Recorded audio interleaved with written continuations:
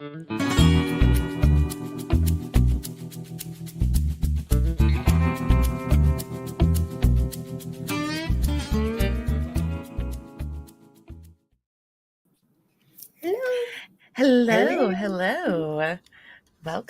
Welcome, everybody. I know it's been so long. I haven't been live in days. I know. Where have you been? Where have I been? Working on what we're going to be talking about tonight. Now you all will know where's Llama been in all the rabbit holes. That's where I've been. Well, hello, everyone, and welcome to another episode of True Crime and Wine Time, where we dive in to the most jaw-dropping true crime stories while sipping something smooth to take the edge off. So pour a glass, lock your doors, and let's uncork the truth behind some of the darkest of crimes. And boy, do we have one tonight. Oh, my goodness. Anyway, tonight I have a lovely guest co-host with me, Lady in Gray, because the lovely Terry True Crime is over in Europe. She left us here. And so now I'm manning the ship. Just a little jealous. Just a little jealous. Well, thank you for being here with us tonight. Well, I appreciate you having me on. I'm eager to share this case from my little area of Appalachia. Besides, the proper pronunciation is Appalachia. It's never Appalachia. Is it though? Is it? Because I don't see a T in that word anywhere. But I guess you Appalachias do as you please, I suppose. But okay.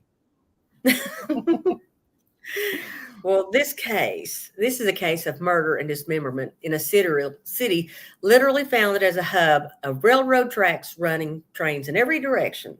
But now it's truckers on interstate highways delivering goods and contraband to the masses. The murders of two teenagers, Adam and Samantha, and the ensuing trial of the accused, Howard Hawk Willis, brought the kind of notoriety to town that no one wants. Fair warning, there will be mocking of this man. Oh, yes, so much. It's also unfortunate that he has a cool name like Hawk. I know. He is not deserving of the name Hawk. No, he's not. Okay. Not at all.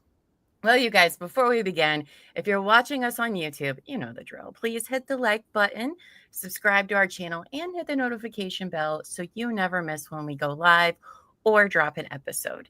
You can also become a member, which comes with all sorts of exclusive perks. All you got to do is click the join button and pick whichever tier works best for you. And if you're listening to this as a pod, please leave a rating, a review, a download, whatever it says to do, please do, as it helps our little pod get noticed. Well, you guys, let's talk about what we're drinking real quick before we get into the story, because it's a special night with a special guest. And I, as I said, may have locked myself in my room for 3 days working on this. That's exactly what happened. So Elbow Feet picked me up what is one of my favorite wines. And it is a Kennison Plum wine. It's a grape wine with natural flavors and a caramel color. Ooh. Llama Learns About last Friday. We talked about how to make wine for members. If you haven't seen that video yet, it was interesting. It's extremely interesting. Now, on the label, it says it is inspired by the traditional Japanese beverage, umshu. Now, Kennison Plum is richly aromatic and delightfully fruity with notes of ripe plum, maraschino cherry, and sweet pear. It's medium-bodied, sweet, and refreshingly tangy. And it is 12%. And trust me, with a story like this one, I'm going to need it. As a matter of fact, I have another bottle. So we're going to need it. Really? Well, apparently someone thinks I'm Ron Burgundy because I came in here to my script and I have a note. Today, I'm drinking the blood of my enemies. Ha, ha, ha, ha. But actually, although maybe I would be, I'm drinking this non-alcoholic Lear's, what is it? It says Dry London Spirit. So it's supposed to be like a vodka or a gin. Okay. But it's actually makes a nice little mocktail I've got tonic water and lime with it. And it's pretty tasty, and it's a good option to have on hand with those holiday parties coming up for your designated driver or somebody who maybe wants to alternate their drinks so they doesn't get out of hand and still feel like they're blending in. So it's actually a really nice option to have. It sounds very refreshing. It really is. It's tasty. Maybe I should add what do they call it? Non-alcoholic liquors or whatever. I should add that to my That's what that is. Yeah, it's nice to have. A non-alcoholic spirit. That's what that's called. I love that. All right. Well, that's great. Congratulations, Amos, for being a member for 14 months. Oh my gosh. Amos is drinking a 7 Brew Smooth 7 coffee drink. Please sponsor us, 7B. Yes, please. We do like coffee as much as we love wine. Also, happy 6-month memberversary to Wicked Banshee. So thank you guys. We love our members here. All right, you guys. Now, tonight's case. All right, buckle up, because it's going to be a long one. Okay, it is. But I promise you that it is only that way because of all of the twists and turns and moments of what in the fuck that we just couldn't skip over at all. Couldn't do it. So we're going to be here for a while, but I promise you it's constantly moving. Okay. So if you can't stay for the whole thing, that's okay.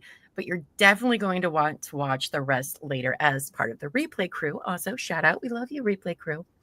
And with that, let's get into the story of Howard Hawk Willis, shall we? Are you guys ready for this craziness? Because, oh boy, I wasn't. I wasn't at all. Now, nestled in the northeast corner of Tennessee lies Washington County, a stretch of rolling hills, misty valleys, and history older than the state itself. Here, the Appalachia, that's for you. You're welcome, Lady and Gracie. Yes, I love learning new things, right? Appalachia Mountains cradle small towns where stories linger longer than the morning fog. Virginia sits just 20 miles to the north, North Carolina 30 to the east, and between them an area that's seen the best and worst of what humanity can do. Oh. Okay. Boone Lake is the beating heart of the community, a man-made reservoir surrounded by wooded hills, quiet neighborhoods. It's named for Daniel Boone, or as he wrote it, Daniel Boone. That's DAN''L BOON. Did not know and that. It's a local treasure. There's an actual Boone's Creek named after him, Daniel Boone High School, and the school mascot is the Trailblazers in his honor. Around here, his name is everywhere. I can see that. Also, that picture of Boone, oh my gosh, that is gorgeous. It's a nice lake. That is gorge. Well, speaking of this lake, on any summer weekend, you'll find the lake alive with laughter and engines, fishermen casting lines before sunrise, families water skiing under the afternoon sun, and teenagers flocking to a sandy stretch of a shoreline they call Boone Beach. Restaurants and marinas dot the edge, and they're places where locals tie up their boats, grab dinner, maybe listen to a live band as twilight turns the water gold. I'll tell you what, there's really not a cooler feeling than being on a boat and taking it up to a restaurant with a dock. And then that's like, we have some lakes around here that we've done that before, and it's just like, it's so weird, but also very cool. It's like, what an entrance, but then it's really not, because half the people there do the same thing. So it's like, right? And then they're all just staring at you as you're trying to navigate the boat out of the dock. But it's so funny. Oh wow, Michael says his house is literally on Boone's The Wilderness Trail in Kentucky. Well, I love that. Yep. That is awesome. Now, listen, this place is amazing, right? It's the kind of place where life feels simple and safe. But on October 11th, 2002, that illusion was shattered. On October 11th, 2002, it was a cool autumn morning when Luther Earl Whitson, a local fisherman, eased his boat along the quiet edge of Boone Lake near Wingdick Park, a family-friendly spot between Johnson City and Bristol. The park is usually full of kids playing soccer, parents at the batting cages, dogs chasing tennis balls into the lake. I mean, tons of fun, right? It is. Well, as Luther drifted near a boat ramp, something strange caught his eye. A pale shape bobbing in the water. From a distance, it looked almost like a mask, maybe a Halloween direction. This was October after all. However, the fisherman had stumbled not on debris, but on the beginning of a nightmare that would haunt Boone Lake forever. As the boat drew closer, the truth became undeniable. It wasn't a mask. It was a human head, severed, pale, and floating just beneath the surface. The horror at Boone Lake didn't stop with the discovery of the severed head. The very next morning, on October 12th, the water gave up another secret. That Saturday, Edward Brownlow Baker was taking part in a local fishing tournament when something strange drifted into his view. At first glance, it again looked like debris, maybe a glove. But as his boat drew closer, the truth surfaced. It was a human hand. Now, Baker's instincts kicked in, and he grabbed his fishing net and scooped it carefully from the water, carrying it to shore near a bridge where he met with sheriff's deputies. The same calm hands that had reeled in bass and carpet now held evidence of a brutal, brutal killing. By now, investigators were scrambling. This was probably something new to them. I don't think it's happened before. One severed head was shocking enough, but two discoveries, just a day apart, told them they weren't dealing with a boating accident.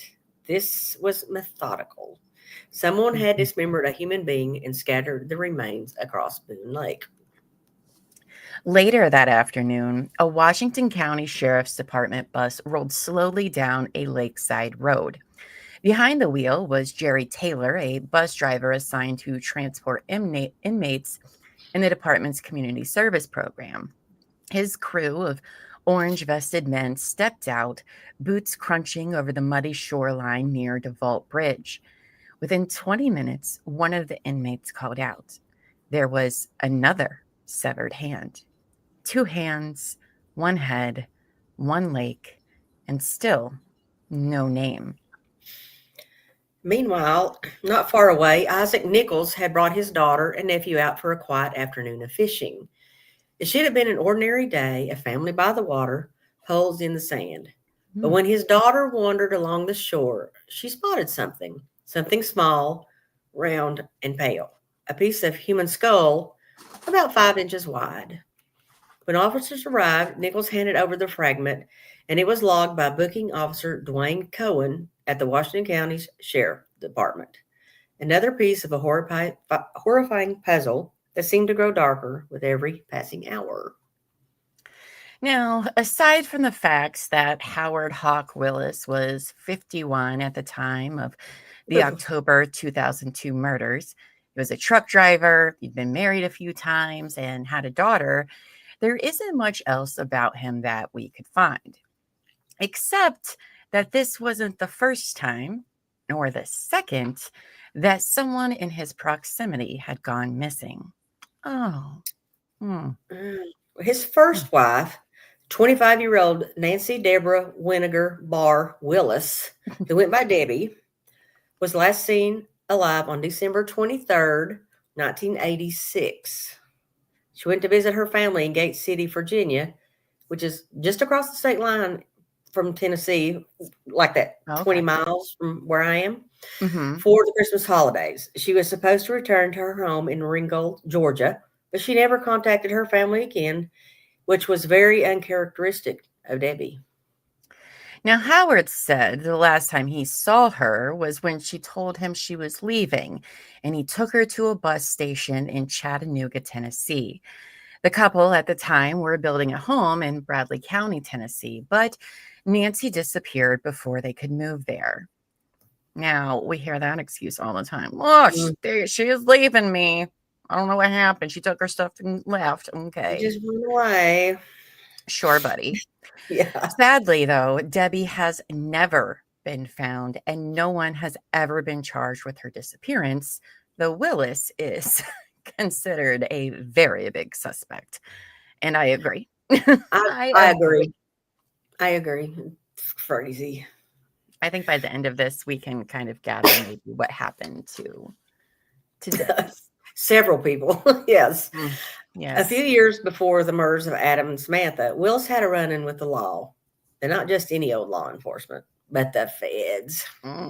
Feds In the spring of 1999, Willis met Kenneth Hart Adams. Adams helped broker a deal that would make Willis a lot of money. All Willis had to do was drive his rig to South Texas to pick up a load of limes. That's it. Just some limes. Just the limes. No. It wasn't just the limes. The real payload was the 1,700 pounds of cocaine. That is a shit ton of cocaine. Yeah, buddy. Once he picked up the limes, Willis just had to drive it to a loading dock in Brooklyn, New York, and leave it there. And for doing the delivery, some guy named... Oh. Do we have Lady and Grace freeze on us? I think so. Uh-oh. Oh, no momento. I think she froze. That's okay. You know what? I'll just take over while she either disappears and comes back or something like that. All right. So, and for doing the delivery, some guy named Jake would pay Willis $90,000. Let me do that. To prove the deal was legit, Adams gave Willis $20,000 up front. When he arrived, hold on, there we go. When he arrived at the meeting spot in Brooklyn, Willis waited and waited, but the man he was supposed to meet never showed up. He tried calling the number he'd been given, but there was no answer. So he stayed in his truck for 3 days with the lingering smell of rotting limes and bricks of cocaine worth millions of dollars. Oh, look who found her way back there. There she is. Hey, babes. Sorry. That's okay. It happens. we work with it. We're flexible. Okay. Now, he finally got a call from the man who then told him he needed to move the truck to an area off of the New Jersey Turnpike, which was notorious for road pirates, which I love the term road pirates. Road pirates. When Willis arrived, the guy was waiting for him. He took Willis's keys, told him to sit tight, and that mystery man would call him tomorrow. He even put him up for the night in a trucker motel, but that call never came. And it never came because the mystery man made a big, huge mistake. Not a time you want to be making mistakes with 1,700 pounds of cocaine. I really want to know who this mystery man is. Apparently, he had parked the rig too close to someone else's loading dock, who called the police to have them move it. The police ran the plates and they traced back to Willis. So they called the phone number attached, and his wife Wilda was home. Wilda. They told her that they found her husband's truck, but not him, and they needed her permission to open it. Her concerns were not about her husband. That will become apparent later. Or about the enormous amount of cocaine she didn't know existed. Yeah. No, it was about the limes. She was afraid they would spoil. I love you, Wilda. A few days later, Willis had talked to Wilda, who told him what happened, and he took a train back home. But 3 days later, he took a plane to Newark, New Jersey, and was immediately arrested. But Howard Hawk Willis had already decided one thing. He wasn't going down alone. He cut a deal with federal prosecutors that he would give them everything they needed against his co-conspirator, Kenneth Hart Adams. In exchange, they'd go easy on him and give him bail, which they did on a $200,000 bond. But in April 2002, none of that mattered because Adams took a plea deal before Willis could ever have the chance to testify against him. Oh. Yeah. Oh, no. No. Well, because Willis was out on bond, the drug smuggler suspected wife killer promised the court he'd check in regularly with federal officers, that he'd return for sentencing in the fall. Cross my heart. The promises meant nothing to Howard Willis. Prosecutors weren't going to give him a life sentence, but to him, any life on the outside, constantly spent looking over his shoulder, was better than one waiting for him behind bars. But staying on the run takes money. And money was something Willis just didn't have. Well, I think we know why he took their job then, right? Right. Ever since his federal arrest 2 years earlier, things had gone from bad to worse. The court case drained him, his second marriage fell apart, and by now he was completely broke. He couldn't leave the country either. Yeah, as a federal felon, his name was a red flag on every watch list. He couldn't ask for help, not even from family, because his mother, aunt, and uncle had already put their homes on the line to post his bail. Crazy. And as for his stepfather, Sam Thomas, that was a dead end too. And as a matter of fact, Sam Thomas had been reported missing just days before the young Christmas newlyweds. Interesting. Now, I'm not just being cheeky when I bring this up, but it is important to know that Thomas wasn't just Howard Willis's stepdad. He was also ex-wife Wilda's, remember her, uncle. No, mama. Put the banjo away. Don't get it out. It's not appropriate right now.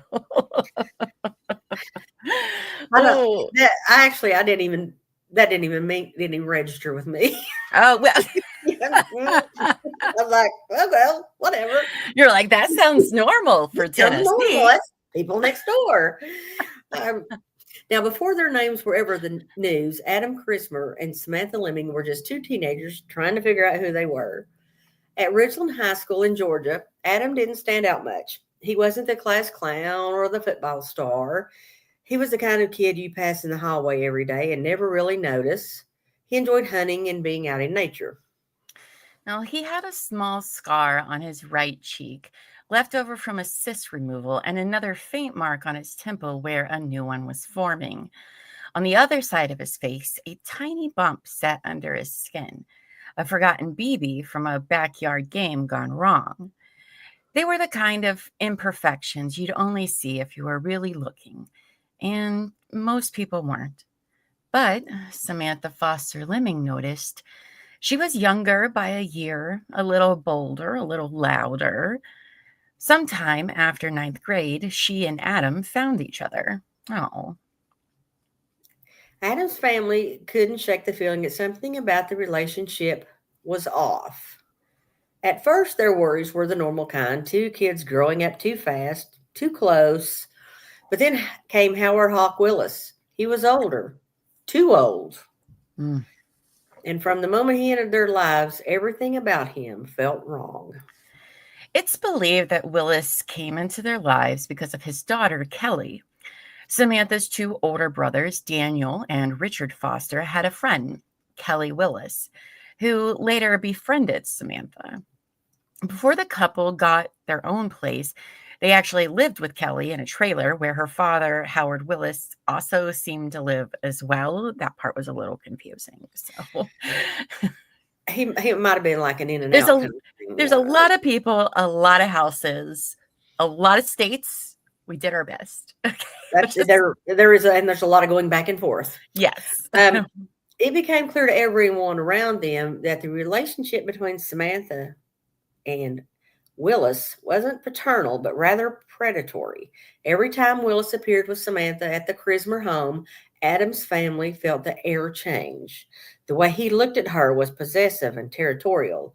And the way he looked at Adam, like he was competition, not company. It was weird. It is weird. And people's suspicions were not off. Several months after the murders, investigators would uncover a set of photographs developed at a CVS in Johnson City. In those images were two young women, one of them unmistakably Samantha, posed in ways no teenage girl should be. And the photos were taken by Willis himself. The photos spoke volumes about what Willis might have wanted for Samantha, and maybe how far he was willing to go to get it. Mm. But Adam was 17. He wasn't a boy anymore, and he wasn't about to be told who he could or couldn't love. Against his family's protests, he dropped out of school, just like Samantha, and started splitting his time between Willis's mother's house in Johnson City, Tennessee, and Willis's place in Chickamauga, Georgia. Now, it broke his parents' heart, but they told themselves that it was temporary, that Adam would come home once he realized who Willis really was. They couldn't stop him from seeing the girl. They couldn't stop him from following that man. But there was one thing that they could stop. When Adam and Samantha started talking about marriage, his family drew a hard line. They refused to sign the papers, refused to give their consent before his 18th birthday. It was, as they later said, the only authority they had left. Which, yes, good parents they were. I know. You know? Now, no one knows why it was so important to Willis that the two teenagers got married. Maybe it was control, and maybe it was an obsession. Whatever his reasons, one thing is clear. Willis had a plan. Adam's parents may have drawn their line, but he knew a way around that.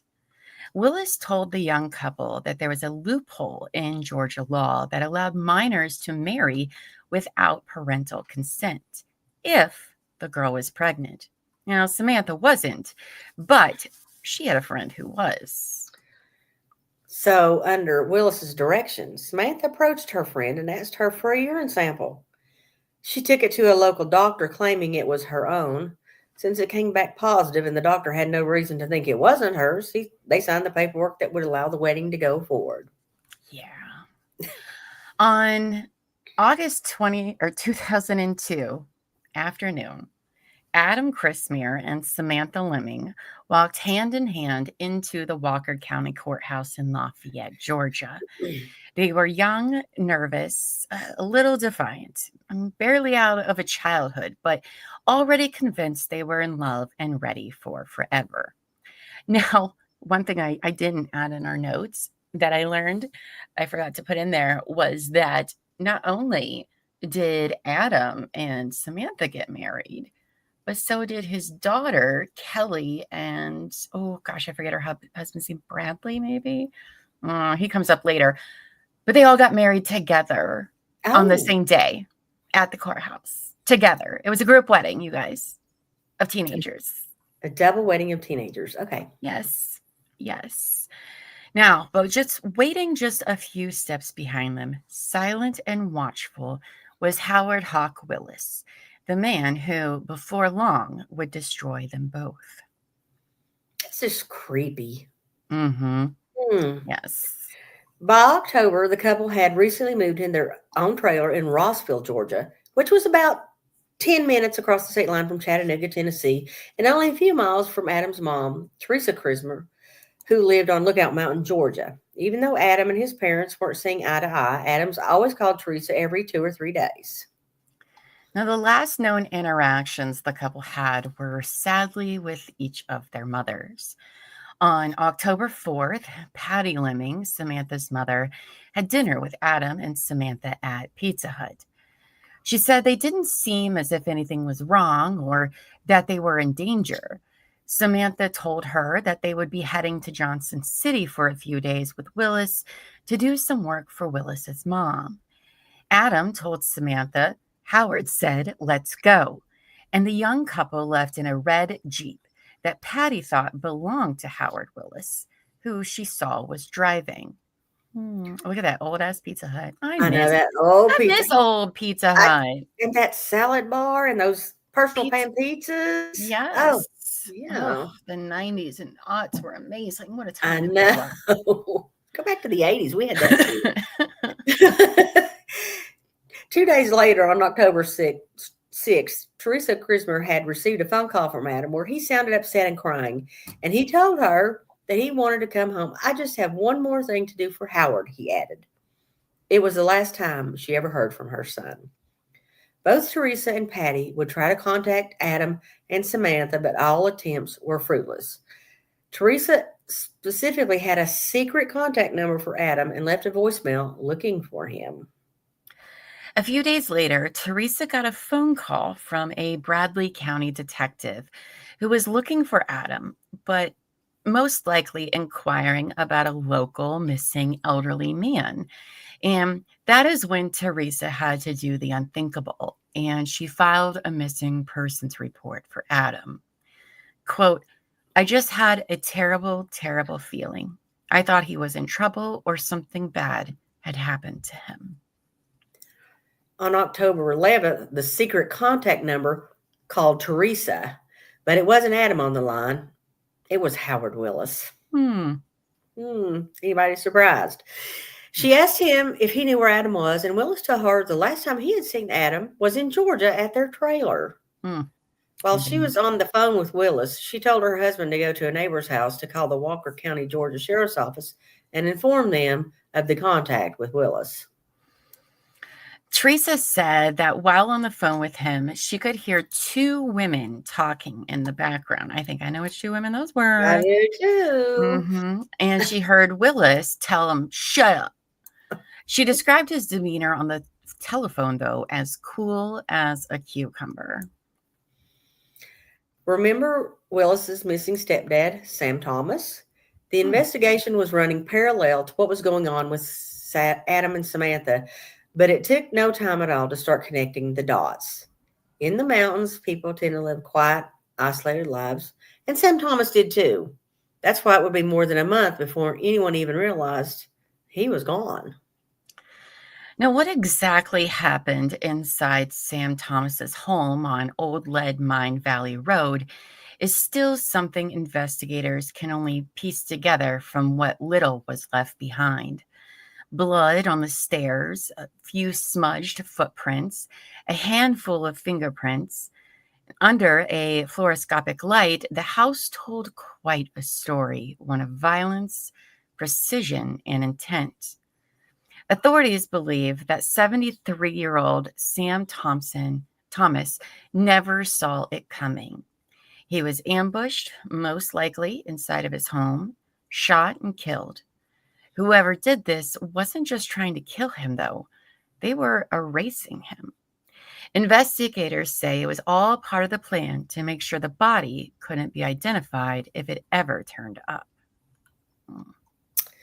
By early October 2002, Howard Willis was starting to unravel. His New York court date was creeping closer, and reality was setting in. People were going to start asking questions.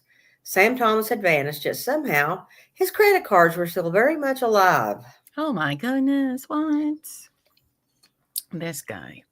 I know. And you know what? Willis was right to worry because detectives were closing in. It started with a phone call. A relative of Sam Thomas told investigators that she'd tried calling his cell phone weeks after he went missing, and someone answered. It wasn't Sam. No, it was Howard Hawk Willis. Look at him just answering all these phones. Because of course it was him. Because of course. It's like everywhere. Now, go ahead. Sorry. No, you're good. That one moment, that one slip cracked the case wide open. From there, investigators followed a paper trail. They had discovered that Willis was spending the dead man's money. He was using Sam Thomas's name and credit cards, trying to build himself a false identity so he could vanish completely and maybe even flee the country. I mean, that sure is what it sounds like to me. But now, you guys, surveillance footage from a Chattanooga Walmart tells the story. Yep, guys, Walmart. Because of course. Now, two separate visits, September 5th and September 7th, show Willis at the register racking up over $1,000 in purchases on Sam Thomas's cards. But what caught investigators' attention wasn't just the transactions. It was who was standing beside him. In both videos, right there next to Willis is 17-year-old Adam Christmer. What? Detectives in Bradley County were still putting together the pieces of Sam Thomas's murder. They knew there were gaps in the timeline, unanswered questions about what exactly happened and when. Investigators didn't know how or if Adam and Samantha were involved, but they did believe that the couple, at the very least, had to have known a lot of the grisly details. The young couple was naive, trusting, desperate for belonging, exactly the kind of people Willis could bend to his will. But now they were a problem, even a risk. Mm. On October 8th, Willis voluntarily went to the station and was interviewed for the first time about his missing elderly stepdad. He was actually supposed to come in on October 4th for a whole different matter, but told Detective Shonda Efall he could not come in that day. Suspicious. Interesting. Investigators did ask him if he knew the whereabouts of Adam and Samantha. He said that he had last seen them on October 4th, and he thought they were possibly in Georgia. Wasn't enough yet to charge him with murder, but it was enough to reel him in for the credit card fraud and for breaking the terms of his federal bail. Oh no. So sad. Not. Now, on October 11th, Bradley County officers showed up in Johnson City with an arrest warrant. Now, it was unrelated to the missing kids, but at least on paper it was. They found Willis at his Aunt Marie's house, just behind his mother's place. In the driveway, 2 Jeeps sat waiting, one blue, one red. Just a few hours after Willis's arrest, fisherman Luther Earl Whitston would find the head of a young man. Like, you guys, these timelines and dates are so close together. Like, so much is happening each day. I know. In like the span of 2 weeks. It's crazy. It's crazy. 2 days later, someone from an East Tennessee law enforcement agency contacted Teresa Crismer and asked her for a description of any unique physical features of Adam's head or face. She told them about the cyst and about the BB embedded in his cheek. Little did she know that she had just identified part of her young son's remains. Now, the question was, where was the rest of him? And where the heck was Samantha? Oh, it's so heartbreaking. I hate this story and I hate this guy. I know. From the jail, Willis made several phone calls to his mother, Emma Betty Hawk Willis. She goes by Betty, so we're going to call her Betty. Oh, Betty. Betty. A lot about Betty. The calls were monitored, as jail calls always are. And during one of them, Betty mentioned something about a storage unit. Before she could finish the thought, though, Willis cut her off. Shut up, he snapped. What a bunch of idiots. Detectives didn't need to hear anything else. They started calling every self-storage facility in Johnson City, and sure enough, bingo. 2 days before his arrest on October 9th, Betty had rented a storage unit at a 24-hour facility in town. Now, that's it. Yeah, that's it right there. There it is. I was just there the other day and took that picture. According to the manager, it was Willis who'd called about the rental first, but he'd been told his mother had to be the one to sign for it. So Betty showed up, filled out the paperwork, and dropped off a check for $55 in the lockbox. Don't worry, you're the good Betty Ross. You are our good one. Yeah, you're the good Betty. You're the good Betty. That check was written on her account, Betty H. Willis. Her sister, Marie Holmes, whose house we saw the picture of and where Willis was found, was listed as the emergency contact. And in a twist that surprised exactly no one, the check bounced. 4 days later for insufficient funds. So what do we learn here, class? If your son's a suspected murderer and you rent him a storage unit on the day of the crime, congratulations. You just earned yourself a nice, shiny accessory after the fact charge.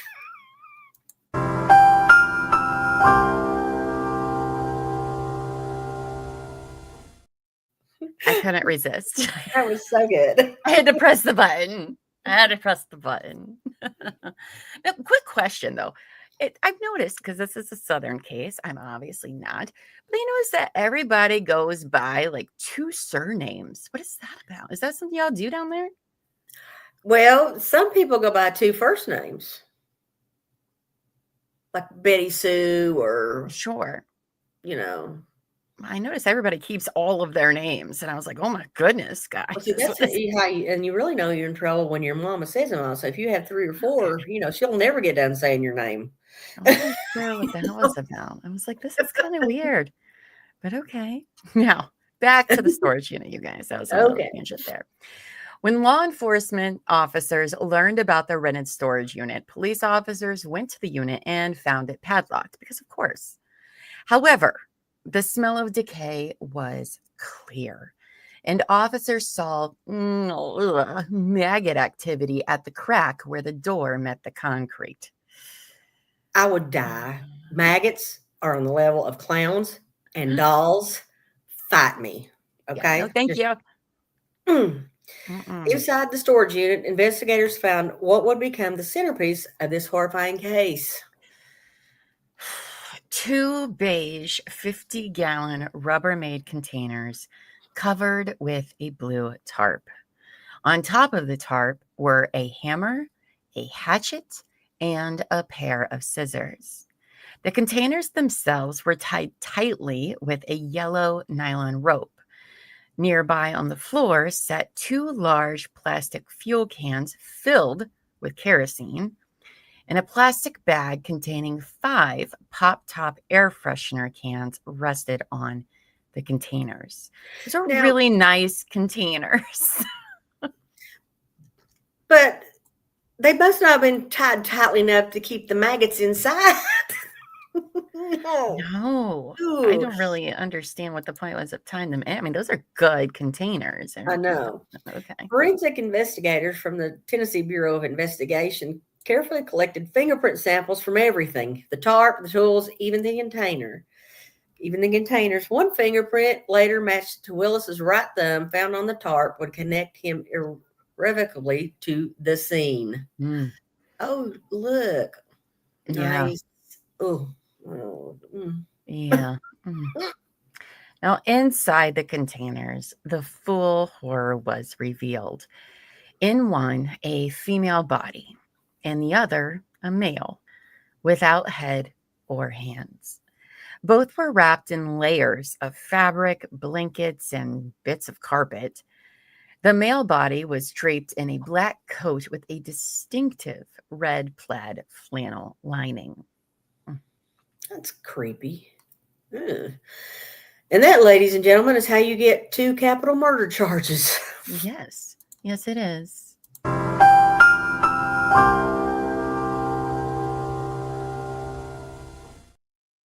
Love learning new things here. Yeah, I like that. You have to add that. Oh, that's really interesting. I like it. Forensic entomologists would later notice insects too. The container with the female body had live fly larvae. I'm going to pull up Penelope Garcia. Is it gone yet? But no pupae, while the male container had only pupae. Samples were carefully collected from each container. Experts would later use these to estimate the timeline of the murders. Evidence that would help reconstruct exactly when these young lives were taken. Ooh. I mean, y'all remember, this is like 2002, which I think would have been like the early seasons of CSI, the original, the biggest one. I think and I'm pretty sure that the whole fly maggot gestation thing was definitely on an episode of CSI that I saw around this time. Yes. More than one. Well, I only could have watched it when I was in high school, which was during this 4 years here. So I don't know if it was before or after this event, and maybe they used, I don't know. Anyway, just throwing them out there. Some throwbacks. Yeah. Now, officials later investigated local retailers who sold the type of container in which the bodies were found. They found and bought an identical container from the Johnson City Walmart. Because, of course, Walmart's involved. It's Of course. everywhere in Chattanooga, in Johnson City, and I don't even want to go anywhere else. Everywhere. Now, a loss prevention employee at Walmart researched the sales history at the store for that particular storage container. Store records reflect that on October 7th, 2002, at 10:29 in the morning, someone bought 6 pop top style cans of air freshener of the same type found in the storage unit. Oh. Later that day at 3:51 p.m., someone bought one 50-gallon Rubbermaid container, a hatchet, and a particular brand of tennis shoes. The tennis shoes were the same brand as those worn by Willis on the day of his arrest. Yeah, man, a lot of stuff going on at Walmart. Michael says the body farm in Tennessee is where they study insect activity on cadavers is wild AF. I agree. We need a road trip to the body farm. I am not. Are you crazy? I'm not doing it. How far away is it from you? Not doing it. Not doing it. Don't talk me into it. Actually, the body farm does an amazing work, right? That's why, thanks to the work they do and the people who donate their bodies to science, it's helped solve lots of murders, right? But no, thank you. All right. It's the one part of death for me that like I can't, I don't like to think about that part. Everything else I'm fine with, but like what happens afterwards is why do you think I don't like the maggots? Yeah. I mean, it's the circle of life. It is, but no, thank you. I'm good. Okay. Now, the autopsy reports revealed what had really happened to Adam and Samantha. Now, Samantha's body was found nude, gagged, and her hands bound together with zip ties. More zip ties secured her feet. Her body showed bruises on her torso, right leg, shoulder, and both feet. She had several marks showing struggle or restraint or both, meaning she was tied up for a very long time. Toxicology tests also found benzodiazepine in her stomach and liver, a drug that would have sedated her or made her compliant, made it easier for someone to control her. And then 2 gunshot wounds to the back of the head. Just horrible. She's only 16. Just a baby. I know. And Adam's autopsy told a different kind of horror. He was still dressed in cargo shorts, his body wrapped in a comforter after being dismembered. His head and hands were missing, and his legs had been cut clean through the bone just to make him fit inside the plastic container. There was no blood where the cuts were made, meaning Adam was already dead when the dismemberment began. One bullet wound entering from under his chin had ended his life. Hey, Savage, we missed you. I guess you're forgiven. I don't know if you saw his comment, Leg. Don't whoop him. Don't whoop him. No, not be whooping. You have to get the cow out of the ditch, man. Now, the state's forensic etymologist, an expert on insect activity, studied the larvae and pupae found inside each container. What she discovered established a haunting timeline. Sorry. Adam had died first. The flies on his body had matured to the 1 to 4 day old pupae stage, while the flies on Samantha's body were only in the larvae feeding stage, meaning about 36 hours separated the 2 deaths. Based on insect growth patterns and environmental data, and I'm glad somebody has that job and I don't have to do it. The estimate was chillingly precise. Adam's death likely occurred between October 5th and October 8th, 2002. Samantha's followed between October 7th and October 12th. The forensic anthropologist, Dr. Arpad Bass, confirmed it through decomposition analysis. Adam's liver showed a more advanced stage of decay, reinforcing the etymologist's findings. Yeah. So from the time that Willis was arrested, there was a police presence outside of his mother Betty's home. And when Adam's head was found later that same night, search warrants were executed on both Betty and Aunt Marie's house, with more occurring over the following weeks. So let's talk about what was observed and found by investigators that we believe, by the way, was all found in Betty's place. I don't, Right. we couldn't find anything to like super confirm what came from where, but No, based on charges, it seems exactly. like we deduced it to mostly being Betty's home. I think Marie just had the misfortune of living backyard neighbor with her sister. Mm. and she knew some other stuff, I think. First, the house smelled real bad, especially in the garage. Oh, look at that. Ugh. There was an enormous amount of debris on the carpet, including white paint stains and glass fragments. Those glass shards would be identical to glass shards collected from carpet that was inside the container that held Samantha's body. Oh. Flies and fly larvae were present on the living room floor. Look at that place. Not a surprise. We already know why that's important. Mm-hmm. One area of the living room carpet had a large bleach spot. Super not suspicious. No. In the dining room and hallway, portions of the carpet were haphazardly cut and had been removed. We all have a guess on what that means. Mm-hmm. A pillowcase with a yellow and tan floral pattern was found, which was identical to a pillowcase found inside the container with Samantha's body. And black nylon rope found inside the house was consistent with the texture and appearance of the rope tied around Adam's body. Right. And if you think that's all, nope, there's more. A swatch of fabric found beneath the garage door was consistent in appearance with the jacket found with Adam's body. You remember that red flannel we talked about? That's what we're talking about now. A singular one Pop Top air freshener that was the same type, brand, and scent as the other 5 air fresheners found in the storage units. Okay. You know where that last one went. A red Jeep, while the inside of the house was definitely not clean and disgusting, the Jeep was extremely so. In fact, the carpeting was still damp. Although it was clean, there was still a foul odor inside. However, after testing, nothing in the Jeep was linked to Willis or the victims.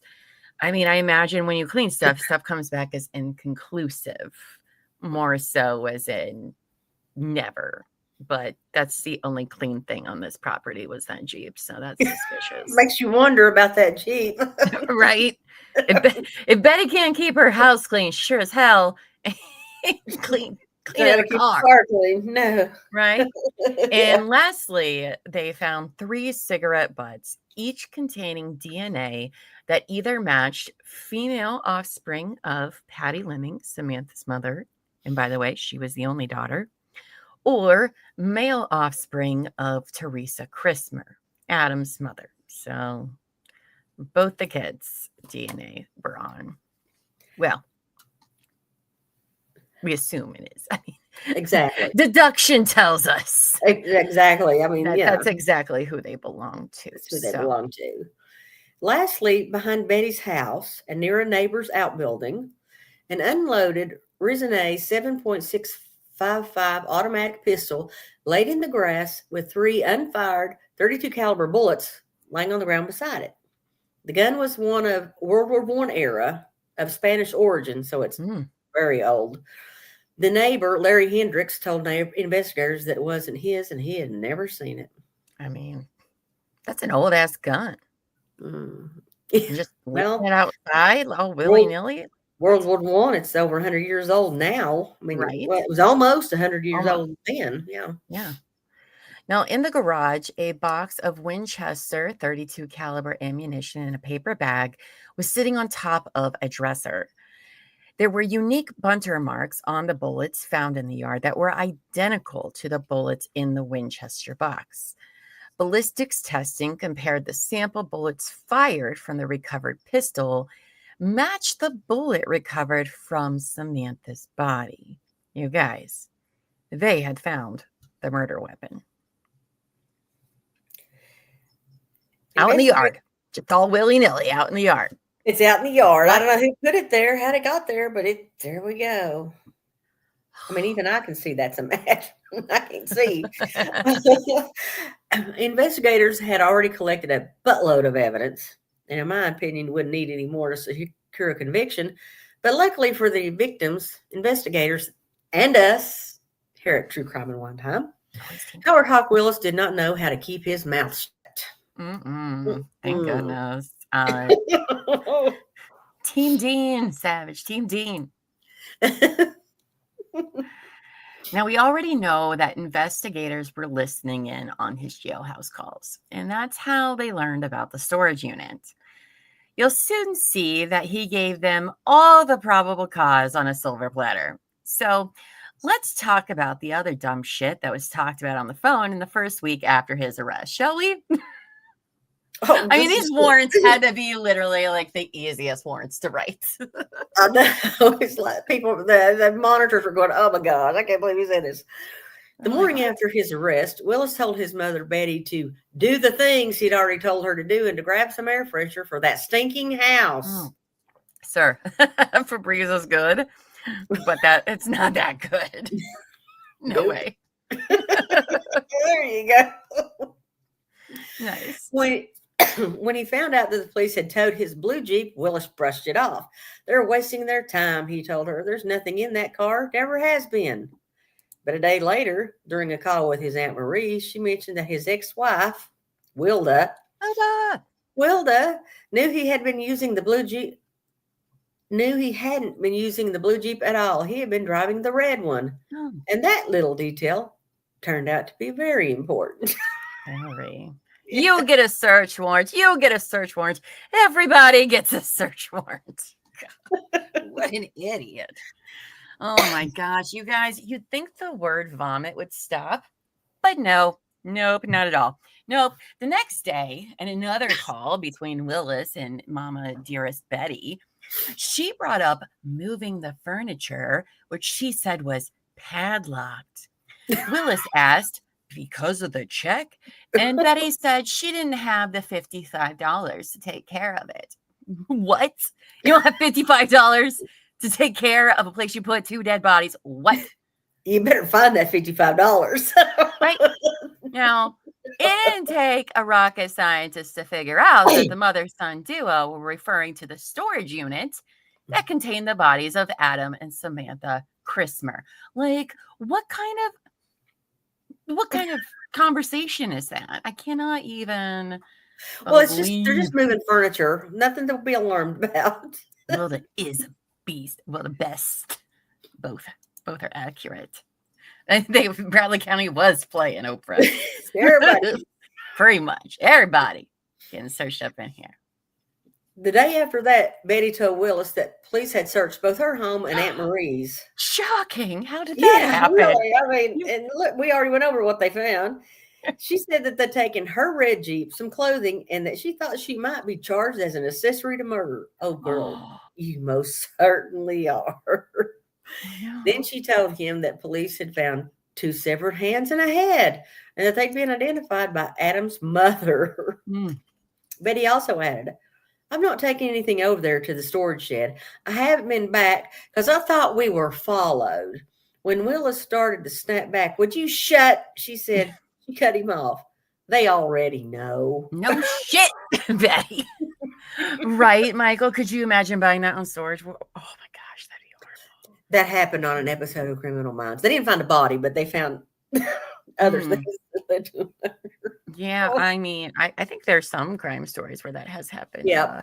There was some on death row. They were children, sadly, that were found in storage units and whatnot. Ugh, gross. Pay your bill. Pay your bill, right? Because that's exactly what. But also, I like how she was like, they already know. They already know. I've been talking about it on the phone for the last 5 days. I mean, they literally still in 2002, guys. Guess what? A jail phone call. This phone call is being recorded. Yeah. That's exactly what it said. But they were like, nope, we're Not fine. this one. We're good. Nope. They'll never decipher our code ever. Yeah. They'll never figure out what furniture means. They give the Adelsons a run for their money. Oh my goodness. Now, on October 16th, Willis called his Aunt Marie's house and Betty answered. She told him she knew he was being charged because police found a, quote, big spot of blood in the blue Jeep. She also said police believed he'd driven her car on October 4th with the victims inside. Willis, of course, denied it, even though we have eyewitnesses. So yes, well, okay. Mhm. But Betty went on, saying police had told her she'd be charged too, and that she'd planned the murders, and Willis had carried them out. I mean, some of that's a little smoke and mirrors, but I know. Yeah. and then came this line. Oh, this is my favorite part. Oh my gosh. Okay, you guys, prepare yourselves. Oh, Okay. this is great. Yeah. Right? And then came this line, one for the True Crime Hall of Infamy. Betty had complained to Willis that police had taken everything from the garage, including her George Foreman grill. Willis shouted, "What in the damn hell is a George Foreman grill evidence to?" And Betty, without missing a beat, says, "I don't know, Howard. We probably cooked the parts before we got rid of them, okay?" Now, to be fair, we have seen that kind of thing before. Yeah, but like, first of all, roll that grill right up here. what's your grill doing then in your garage if you used it so much that you're so pissed about it? And also, like, what? Yeah. Betty doesn't deserve a lean, mean grilling machine. No, she does not. No, she doesn't. Oh my gosh. I would have given anything to have been whoever had to listen to their calls. Also, how do I get that job? Where I just listen to jail calls. I'll do it. Whatever. I'll be a monitor. You don't even have to pay me for it. No, I mean, yeah. Just volunteer. I'll do it for free. Look at all the stuff I volunteer for anyway. Yeah. I'll do it. Just hear people's drama. Well, we're going to talk about the MVP of this story for a few minutes here. Yes. Wilda and Howard Willis got married in 1992, and they divorced in July 2002, just a few months before all this crazy shit went down. And the two stayed in contact after the divorce. I really don't know why. But anyway, she said one of the reasons for their split was because she was tired of coming home from her third shift job to find teenagers spending the night at their house. "I had 2 children of my own prior to our marriage, and I did not approve of the teenagers hanging around and sleeping at my house. The kids would just show up while I worked third shift, and he was allowing it." Yeah. Nope. Get They out. were probably eating all her food, too. Eating all our food. Yeah. Feel like Howard probably let kids do whatever they wanted. Yeah. And Howard sucks. Everything. But Wilda, we love you. Let's find out more about why we love Wilda, shall we? Yeah. Wilda said that during their 14-year relationship, Betty Willis was a constant source of trouble, to the surprise of no one. A year after they were married, Wilda had to take out a protection order against Betty. And then in 1999, when Willis filed for bankruptcy, Betty, for some reason, intervened and filed an objection to the bankruptcy, which I didn't even know. I didn't know that was a thing. Right? Like, bitch, this is not a wedding. What do you mean you object to my bankruptcy? Like, who even are you? And what does that mean? I don't know what it means. I figured that was some just weird Tennessee stuff. I don't know. Yeah, we want that in Georgia. Yeah, wherever they were living at the time. I don't know either. Close together. Now, over all those years, Wilda said Betty routinely threatened people's lives, and I believe her. I do too. On October 4th, Wilda said that Willis stopped by her house in Fort Oglethorpe, Georgia, in Betty's red Jeep. Oh, red Jeep again. Yeah. Wilda saw a blonde. Yeah. Wilda saw a blonde female inside the Jeep and a young man standing outside of it. The next time she saw Willis was October 8th, When Willis had come down to talk to officers at the Bradley County Sheriff's Office, he told Wilda that he was unable to find Adam and Samantha that day. Interesting. Yeah. Interesting. Now, before his arrest on October 11th, he called Wilda and told her that Patty Lemming, Samantha's mom, had called him to tell him that Samantha was missing and asked whether he knew of her whereabouts. When Wilda asked him where the kids were, he told her that they had left Johnson City that morning. So his story is all over the place. They're always somewhere else. I can't find them. Oh, they left. I didn't pick them up. Oh, wait, 2 people saw me in the red Jeep. Oh, maybe, but no, that's not it. No, I don't know what you're talking about. The mother who birthed Samantha was wrong about you being in a red Jeep picking her daughter up the last time you saw her. Okay. No. All right, you guys, we are not even to the infuriating. You guys are going to hate this guy so much. I know. He's just, ludicrous. When we get to one of his lawyer's comments, you'll understand all about this man. After Willis was arrested, Wilda went to the Washington County Sheriff's Office and told them that either Betty or Marie called her and said that Willis wanted Wilda to go to his federal court hearing the following Monday. Wilda agreed to wear a wire and meet with Betty and Aunt Marie, and on her visit with Willis also, who said that he had some things to tell her. Detective Shonda Eva also gave Wilda a tape recorder and asked her to begin recording her conversations with Willis. And record she did. Oh, yes, she did. Oh, yes. We love Wilda. We love Wilda. I stand for Wilda. Wilda, I believe, is still with us. If anybody knows Wilda, ask her if she wants to come on and talk, because she just seems awesome. And I appreciate everything that she did in the story. I do too. She's a freaking hero and deserves some applause. So anyway. So when Wilda went to visit Willis in jail, they had to talk through a plexiglass window, which made it very hard to hear anything clearly. And it is very hard. And the telephones that are usually there are shit. It's awful. Well, that's why the toilet paper's there, because the phones are shit. Okay. I didn't even recognize. Is that their Kleenex? Shut up. You think that's what that is when people cry? They're like, we're not getting Kleenex. We're just setting some toilet paper here. What? Okay, that's weird. Now, Willis told her to come back the next day and to bring a tape recorder, a notebook, and a pencil. That's right. Willis asked her, hey, come visit me in jail and tape the whole thing. They look uncomfortable is what they look like. Oh, yeah, those are jail chairs. But so the cops are already like, hey, record everything. And Willis is just like, babe. Ex-babe, come record it. It's fine. I still don't understand why he asked her to do this. I don't understand, right? So Wilda said, well, that might not be easy, right? He actually suggested that she bring a $50 lawyer. I don't know what lawyer prices are in Tennessee, but holy shit. That would be a really bad lawyer anywhere. Right? Yeah. What? Anyway, suggested she bring this $50 lawyer with her, pretend to be his assistant, and have the lawyer leave once they were inside.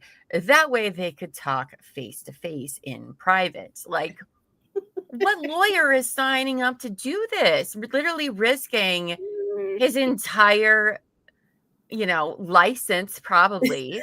Yeah, and he's only charging $50. I know. Like, what is happening? Okay. It's Howard Hawk Willis is what's happening here.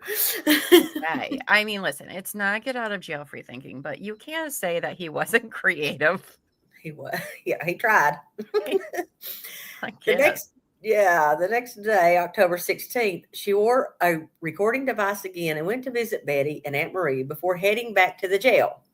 After that visit, she returned to see Willis, this time with a tape recorder and a notepad he'd asked for. And this time, the two met in a private visitation room. Mm. What Willis didn't know was that the room wasn't all that private. Investigators had hidden a microphone inside a trash can. Because, of course, they did. Mm-hmm. And on that tape Willis confessed. Oh my goodness. Oh my goodness. She didn't have to get the $50 lawyer. No, no. And he didn't even like question it. Like, wait, we got a hidden room and there's no lawyer. Like, what is it? Nope, he didn't. You guys, no, that's not what happened. All right, here's what happened. So Wilda asked him if he killed Adam and Samantha. He explained that it all happened on Sunday, October 6th at his mother Betty's house. Remember, you guys, this is all recorded. That Adam was wild on something, came after him, and went all to pieces, whatever that means. He said, yeah, I blew their brains out. I just pulled the trigger right then and there on them. Willis, that's going to get you the death penalty, sir. Oh my gosh, I can't believe I haven't thought of this in the last 3.5 days working on this. Sorry. Llama brother, Bro Llama, has just said, what you talking about, Willis? I can't believe I didn't think about that at all. And not type it in here somewhere. Yes. I was too in the zone. All right. So his reason, he said, was that Adam said he had robbed and killed Sam Thomas. Remember the missing elderly stepdad? No. No. And that Adam was laughing about it. Okay. He also said that he cut off Adam's head and hands and threw them into the river near the Vault Bridge, and then put Adam and Samantha's bodies in the storage unit. Willis said Wilson showed no emotion when telling her this story. Quote, like it didn't matter to him. They were dead and gone. And I agree. Like, what? How are we even saying any of that? You knew these kids. You took care of these kids.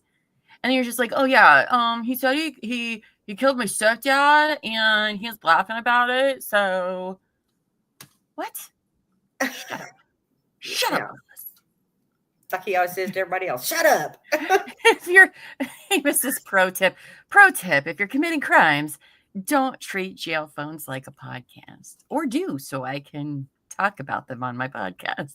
That's exactly right. He is a ruthless bastard. He is terrible.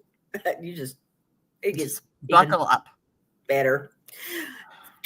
After that meeting, Wilda kept getting calls from Willis, and every time he did, she would press that record button and then turn the tape over to investigators.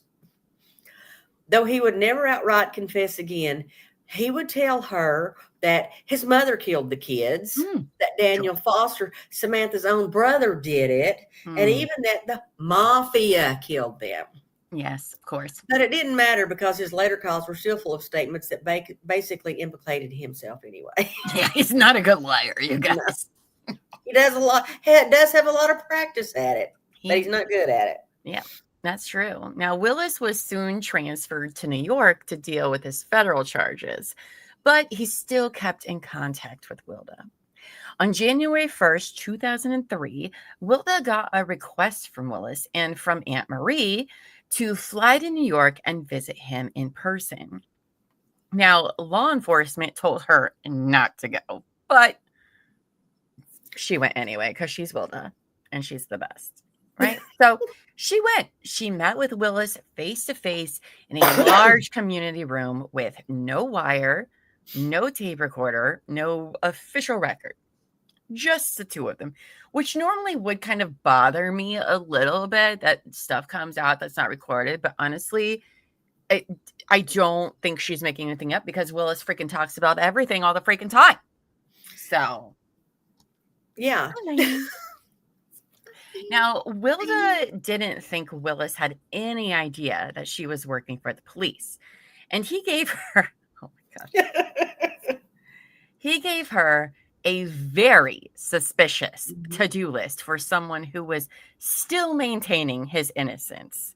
All right, so let's talk about what he asked Wilda to do while he is sitting in federal jail. Let's hear about it. Okay, item 1. Find a chainsaw that he claimed Betty, his mother. Remember, he's 51. How old is she? had thrown out of a car window. Mm-hmm. Yes.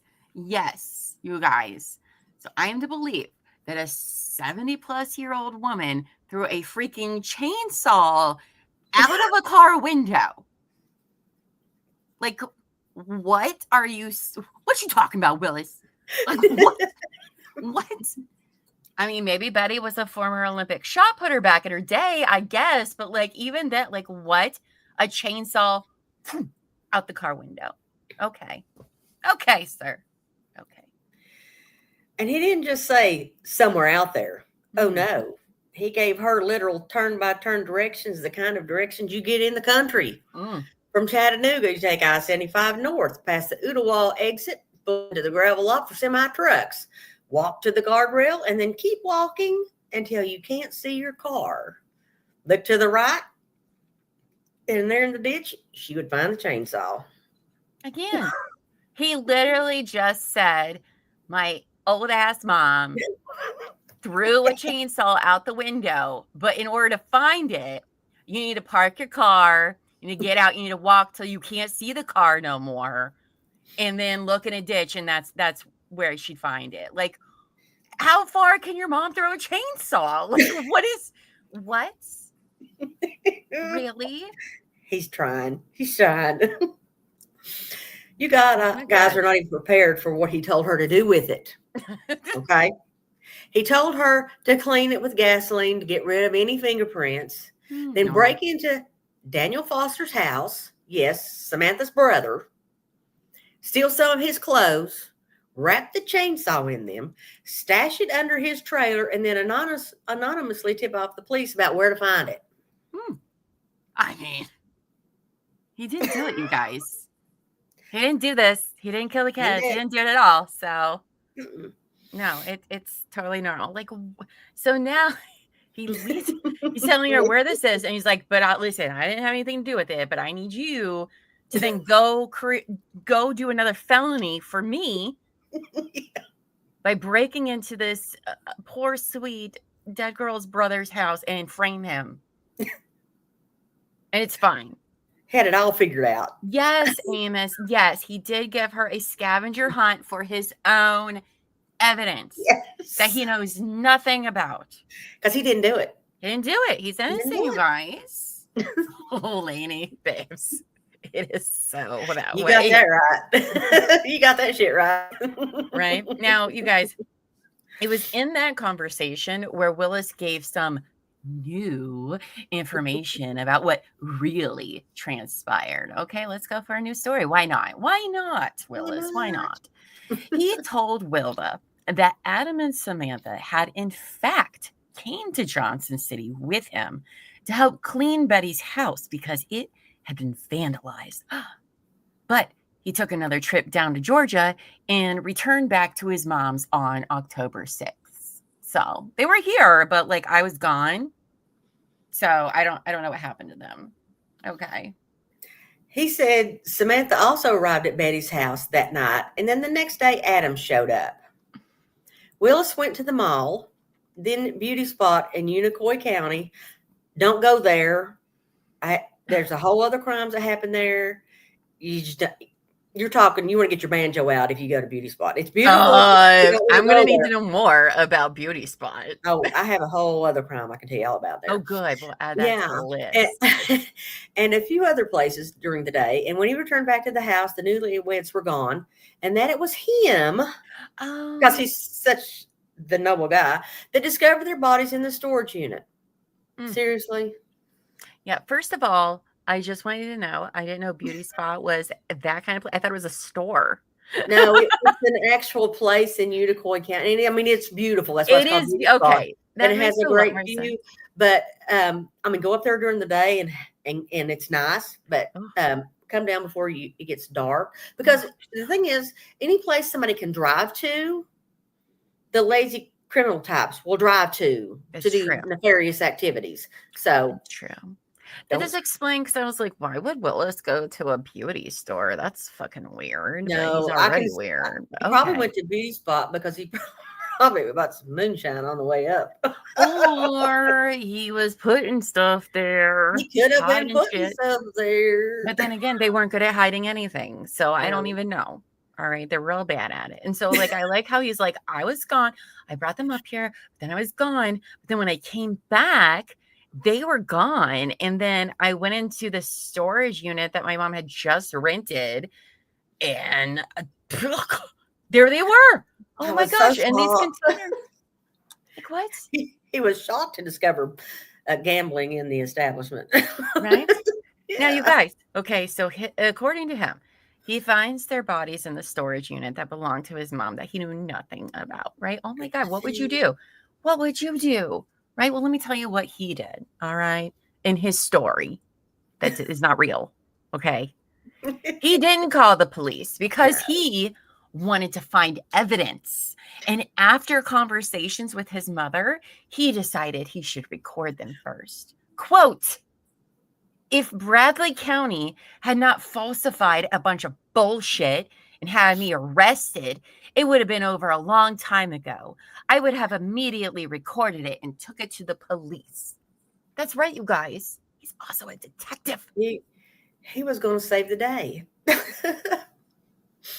when Will, yeah, I mean, I guess, I don't know. He's just full of it. But somehow he knew where his mom threw a chainsaw out the window. Threw it out the window, but you couldn't throw it. You had to go get out of your car and walk. You couldn't see your car to find how far she threw it. Oh my gosh. Why didn't you just throw the door foreman grill out there with it to keep it safe? You know what I'm saying? Yes. Then she would have had it. I don't know. When Wilda got back to Tennessee, she went straight to investigators and told them everything. Could you imagine their faces? When she like, what? And on January 3rd, with detectives in tow, Wilda actually found the chainsaw exactly where he said it would be.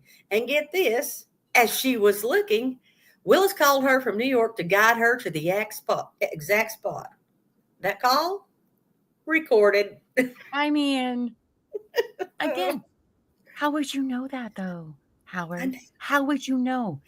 Unless you were there and got out of your car and walked, all right? Until you couldn't see your car anymore and laid it down there. Which means if she was in the car throwing the chainsaw, wherever it landed, you wouldn't have been able to see. You couldn't see the car from there. So how'd you know? How did he know? This guy, I hate this guy. As we open this, we will mock the shit out of him because he sucks and is stupid. Ugh. Now, in another recorded call, because there were several, he didn't learn his lesson from the storage unit or talking about anything else. He's just still Willis told Wilda about other items he had thrown in the river, but he was very clear that she needed to get the chainsaw first. Don't take it home. Maybe put it in a storage unit. Just kidding. And don't let the police find it until everything was together. Like, that's not suspicious at all. That is not when an innocent person, like, listen, I know you found this piece of evidence. I'm asking you again to commit another felony by tampering with evidence and breaking into a house and all of that. Okay, but don't take it home. I don't know what she's supposed to do with it after she wipes it with gasoline. Oh, she takes it back to the brother's house. That's right. But then don't call the cops until everything comes together. Okay. And he has a plan. It's fine. It's fine. Don't worry about it. Now, then he told her, if that wasn't ludicrous enough, he then told her to put the word out on the street that she wanted information on Daniel Foster, as if this was some sort of spy operation. Like, what is Wilda supposed to do? Hey, guys, hey, person on the street, you have any information about Daniel Foster? Like, what? What are you even asking of her? Oh my gosh! I know, it's like Wilda got drafted. I don't know. This is crazy. Wilda kept recording every call and turning them over to investigators. In one of them, Willis insisted that it was Daniel Foster who killed Adam and Smith at Betty's house, and that Betty told him afterward, and that Daniel was trying to frame him. Okay. When did Daniel get to Betty's house? We've never heard that story. And you just told Will to get a chainsaw and frame Daniel. What are you? What? He said Betty never told him why Daniel killed them, but he understood that both victims were shot before Adam was dismembered. So now he's back to, I didn't do it, but I still know where the chainsaw is that Daniel used. That Betty saw out of the car. But right? We got to give it back to Daniel now because whatever reason, Betty decided she's the one who had to get rid of it. I don't know what's going on. Why is Betty covering for Daniel's ass? She doesn't know why he did it, but she's willing to like chuck a chainsaw out the car window for some guy she doesn't even know that apparently like killed his sister and husband. Like, what is happening? Right? We haven't got the court yet either with these stories. Oh my gosh. We told you all this was going to be a long show. Yeah, okay, I think you're starting to see why. Okay. It does not get better. It does not. So even though he was constantly changing the narrative, he was still giving away the truth, right? Like there's a whole lot of truth in those things. He just was like, but it wasn't me. Right? My mom threw the chainsaw. I had nothing to do with it. I wasn't even there, according to him, one of the other times. All right. And now, you guys, if none of this has been ridiculous enough for you, prepare yourselves, okay? Because Willis started sending Wilda riddles and drawings to pass along to detectives, supposedly to speed things up. That's yes. So now Howard Hawk Willis thinks he's as clever as Zodiac or BTK. There's not enough room in my head to roll my eyes back far enough for that. I need some riddles and stories. He's just trying to solve the mystery, Lady in Gray. He's just trying to solve the mystery. Okay, he didn't do it, but he's going to get to the bottom of it by sending riddles and games to the police instead of just telling them what he knows. Okay. So he is practically writing his probable cause. Yes, he is. He wrote a lot of things as well. This guy is everything. All right. So, hold on. What is my little llama doing? Little llama, what are you doing? He should be in the bedroom. He's probably asleep. Either way, get some water. Get to bed. Make baby check your homework first. Sorry, mom duties. Well, my mama duties. Gotta do it. Gotta do it. You gotta be on him, right? Gotta do it. Gotta be doing it. All right. Where were we? Oh my goodness, you guys. Speaking of handing them probable cause, he even dictated a summary of what supposedly happened that October that he wanted Wilda to type up and deliver to prosecutors. Again, all you had to do was be like, I got things to say. Let me talk to the prosecutors. And they would have sent their happy asses to New York. Trust me. They'd have been on a freaking red-eye flight. I don't know if that's how red-eye flight works. I don't know. But they would have been there. Okay. You know what that reminds me of? Sarah Boone. Remember when she went to talk to them and she had that list of stuff to talk to him about? I don't know if we know who Sarah Boone's dad is. Okay. But this guy over here could be a candidate. And you'll see why. You'll be like, no, yes.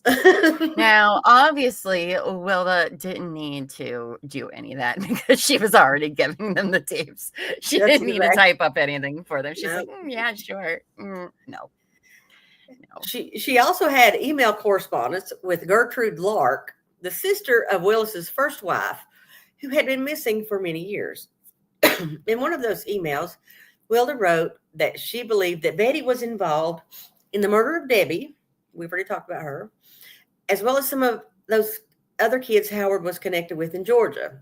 In a later email to Mrs. Lark, Wilda wrote that she planned to ask the district attorney to allow her to meet with Willis face to face and push every button I can to get Howard to tell the truth about everyone. Wilda wasn't just interested in getting answers for Debbie, but also for her missing uncle and Willis's stepdad, Sam Thomas. The night he told me he killed those two kids, I told the cop he killed his first wife and he killed my uncle. Sam Thomas, this is how the relationship is between Howard and this is where the Tennessee roots part comes in. Sam Thomas was my blood uncle, and he's Howard Willis's stepfather. We were raised as cousins until his mom and my uncle divorced about the time Howard was 16. We knew each other as kids, and he is 11 years older than me. So, see, it's not like blood incestuous. It's just that relationship by marriage that still makes things kind of creepy. In early 2003, Wilda was able to lead detectives to the body of Sam Thomas over 30 miles away from his home in Lookout Mountain, Georgia, based on information Willis gave her, which you all remember, that is where Adam's family lived. They were able to confirm that Sam had been shot and his arms severed at the elbows, but his head had not been found. You can't tell me he could give me directions that close and not be involved to an extent, Wilda said. I'm really holding off making a decision about his guilt or innocence until I see what Bradley County comes up with. I don't know what information Bradley County has. I just know that what Howard had told me. To me, you can't know as much as he knows without either being the one to pull the trigger or at least be involved. And she's right. I agree with her. Unfortunately, to this day, no one has been charged in the Sam Thomas murder.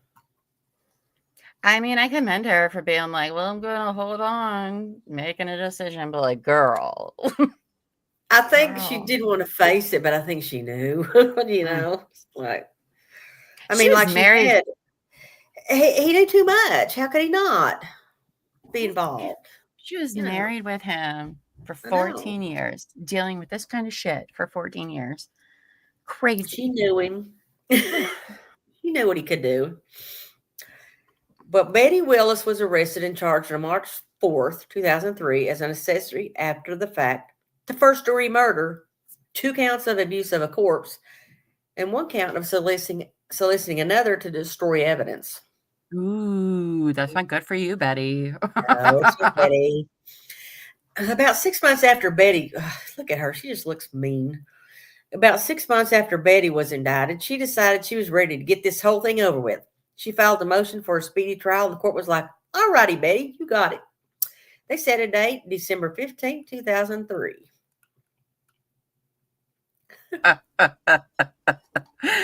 Oh, Amos saying it's like if Breaking Bad was written by the people from Tiger King. Oh my God, it's so true. You don't even know.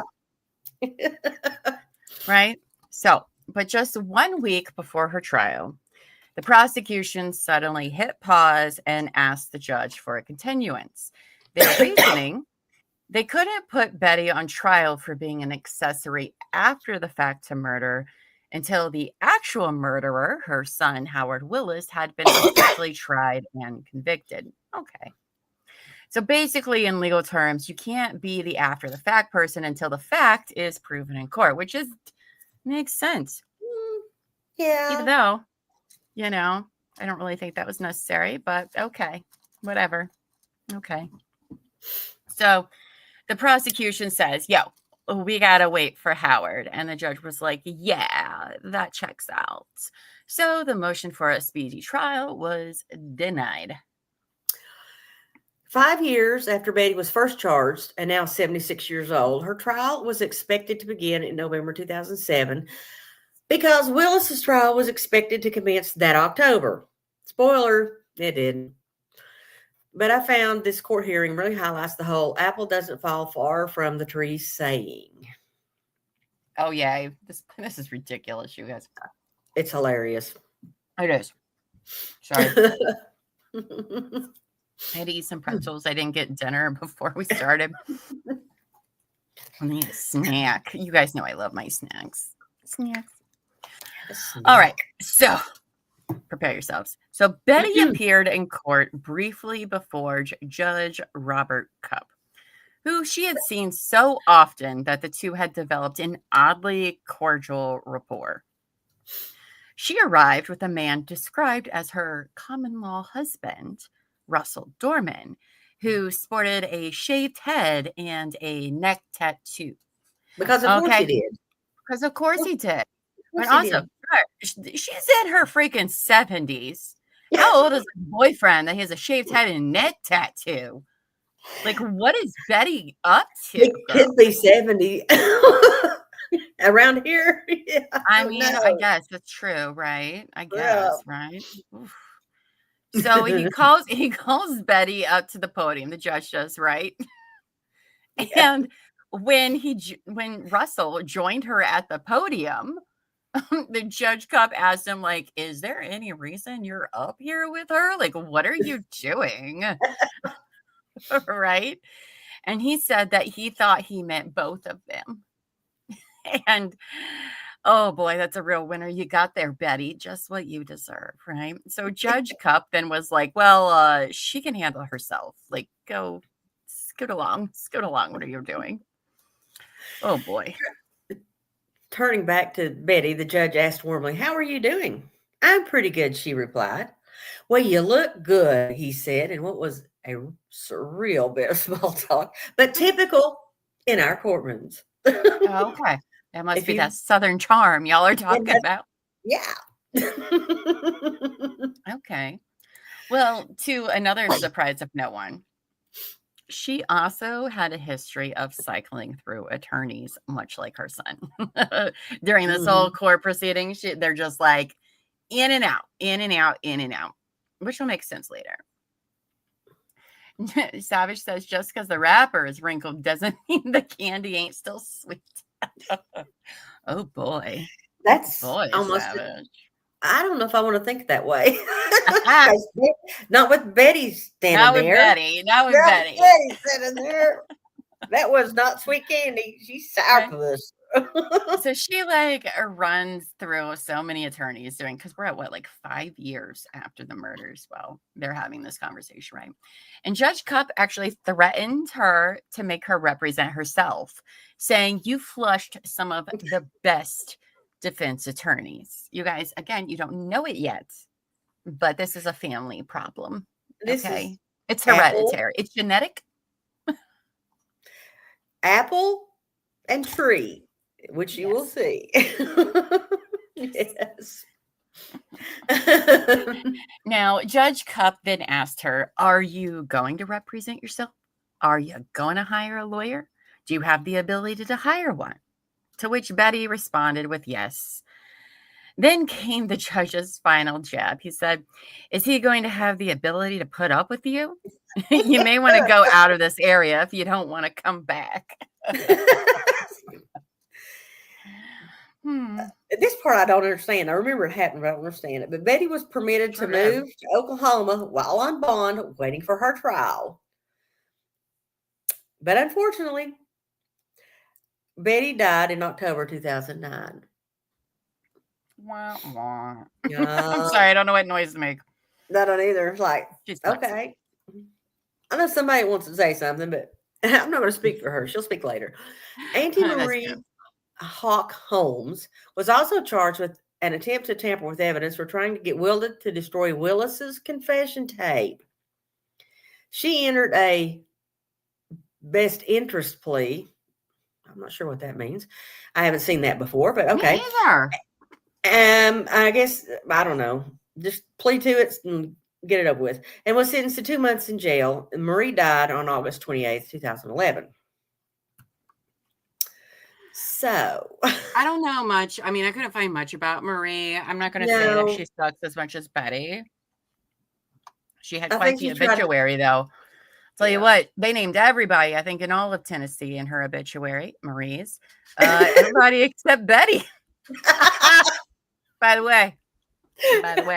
Betty's not in it, huh? Betty's not in it. No, Betty was passed before, but still. Usually you'll She say was a surveyor. pirate? Yeah. Yeah. Maybe Marie was the road pirates we talked about earlier. Maybe she was a road pirate. Nope, I do think that is a patch. She might have had some, I don't know, Yeah, a lot glaucoma of stuff people that going have on. a lot of people with Cataracts. lens of a glass, if their eyes, they have a problem with it. Yeah. Oh, okay. Okay. Now, you guys, we would love to get close to wrapping up the story tonight. Okay. I know we've been here for an hour and 40 minutes, but don't you worry. Howard Hawk Willis's shenanigans, they don't stop here. So we're going to keep going. We're going to keep going. Okay. Because as we just stated a few minutes ago, I think we found Sarah Boone's inspiration because Willis himself would go through a slew of 9 to 10 lawyers until his trial 8 years after his arrest. And you guys, it's not boring. Okay. Yeah. Okay. His first two appointed attorneys were James Bowman and Stacy Street. While Stacy Street was an excellent defense attorney, and he is presently a district court criminal judge, James Bowman was considered to be the best. He was that's James Bowman right there. He was a 54-year veteran of the courts. He handled about 25 capital murder cases in his career, and not one of those defendants went on to receive the death penalty. Is Mr. Bowman still with us? I'm not sure if he is. I mean, I'll talk to Stacy Street, who looks like he's a judge now. He is a judge now. Didn't know Stacy was a guy when I was writing this. So. Yeah, Stacy's a guy. I was like, oh. He's a nice guy. I mean, he's a nice man, you know. I mean, I've met him, but I don't know him. Anyway, and not one of his defendants. He's a man, baby. I know. I saw that. No, he's like Austin Powers. He's a man, baby. I get it now. Sorry. Okay. Anyway, it was important that James Bowman for him to have experience for capital murder cases, because that was very much on the table for Willis. Mm-hmm. Now, I'm sorry. I just realized I was chewing a pretzel. You probably all heard. I'm sorry. This is not Llama's ASMR snack eating time. Sorry. Now, Bowman was no rookie. Okay. I mean, 25 capital murder, like that is a big deal. Okay. Because despite what people think, it's very hard for there to be a death penalty case to go after death in a lot of states. So 25 may seem like a low number, but it's a lot actually, because it takes years to prepare for them. There were probably all plea deals. You know what I'm saying? Maybe. I mean, remember, at that point, the defender's job is to just not get them put to death. Mm-hmm. So they could be plea deals as well. Sure. Yeah. Now, he said he has had plenty of difficult clients in his career, but even he would later admit that Howard Hawk Willis was a whole different level of difficult. Okay. Quote, he had his notion of what he wanted to talk about and his notion of how he wanted to handle his case. Basically, Willis thought he was running the whole show, which kind of you are, but also no, you're not a lawyer for a reason. What are you doing? This is like the best attorney you could get, it sounds like, in Tennessee. In this district, it would be, yes. At that time, mm-hmm. I mean, he's a public defender. And I think I would try to hire him. I mean, that's how good he was. You know what I'm saying? But technically, Bowman said that Willis had that right to be in charge, as long as what he wanted to do stayed within the law. Big kicker there. Yeah. Which, given what we know about him, is doing a lot of heavy lifting. Eventually, Bowman and Street had enough and filed a motion to withdraw from representing Willis. When he was asked why, Bowman said he could explain, but it would require a breach of attorney-client privilege. All he could say was that there had been a conflict between them.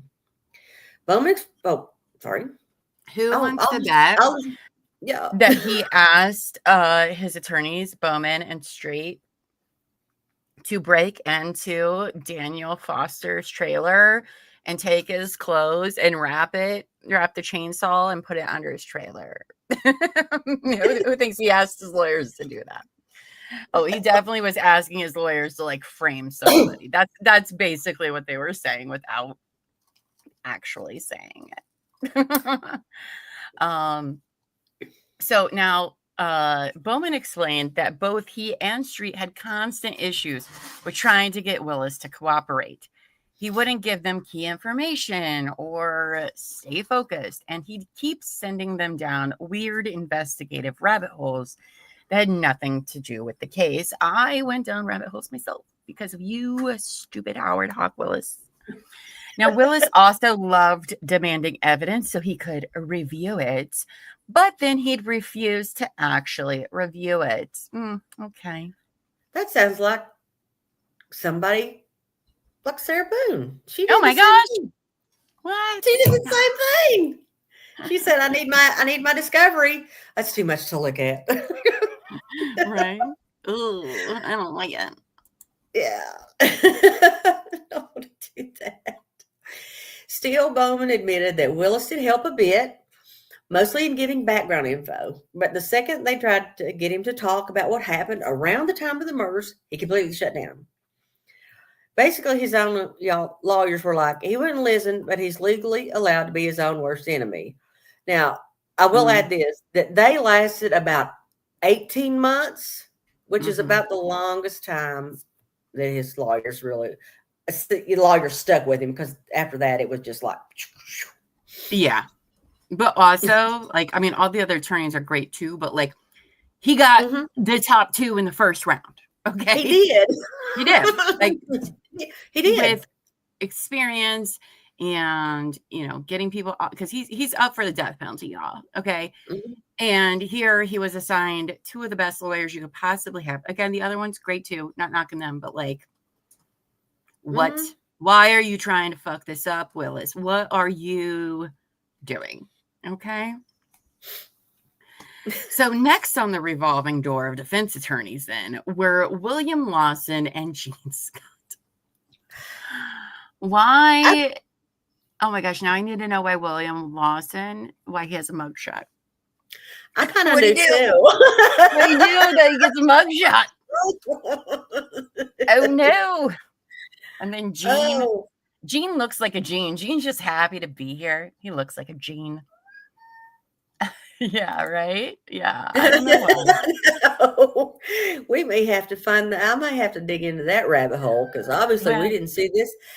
Where does Captain find these pictures? I don't know. She's amazing at what she does. I know.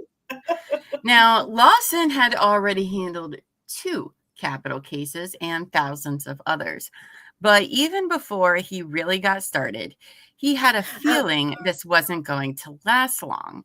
Willis had quite the long criminal history and a pattern of getting lawyers appointed and then getting them fired. And that tracks in everything we know.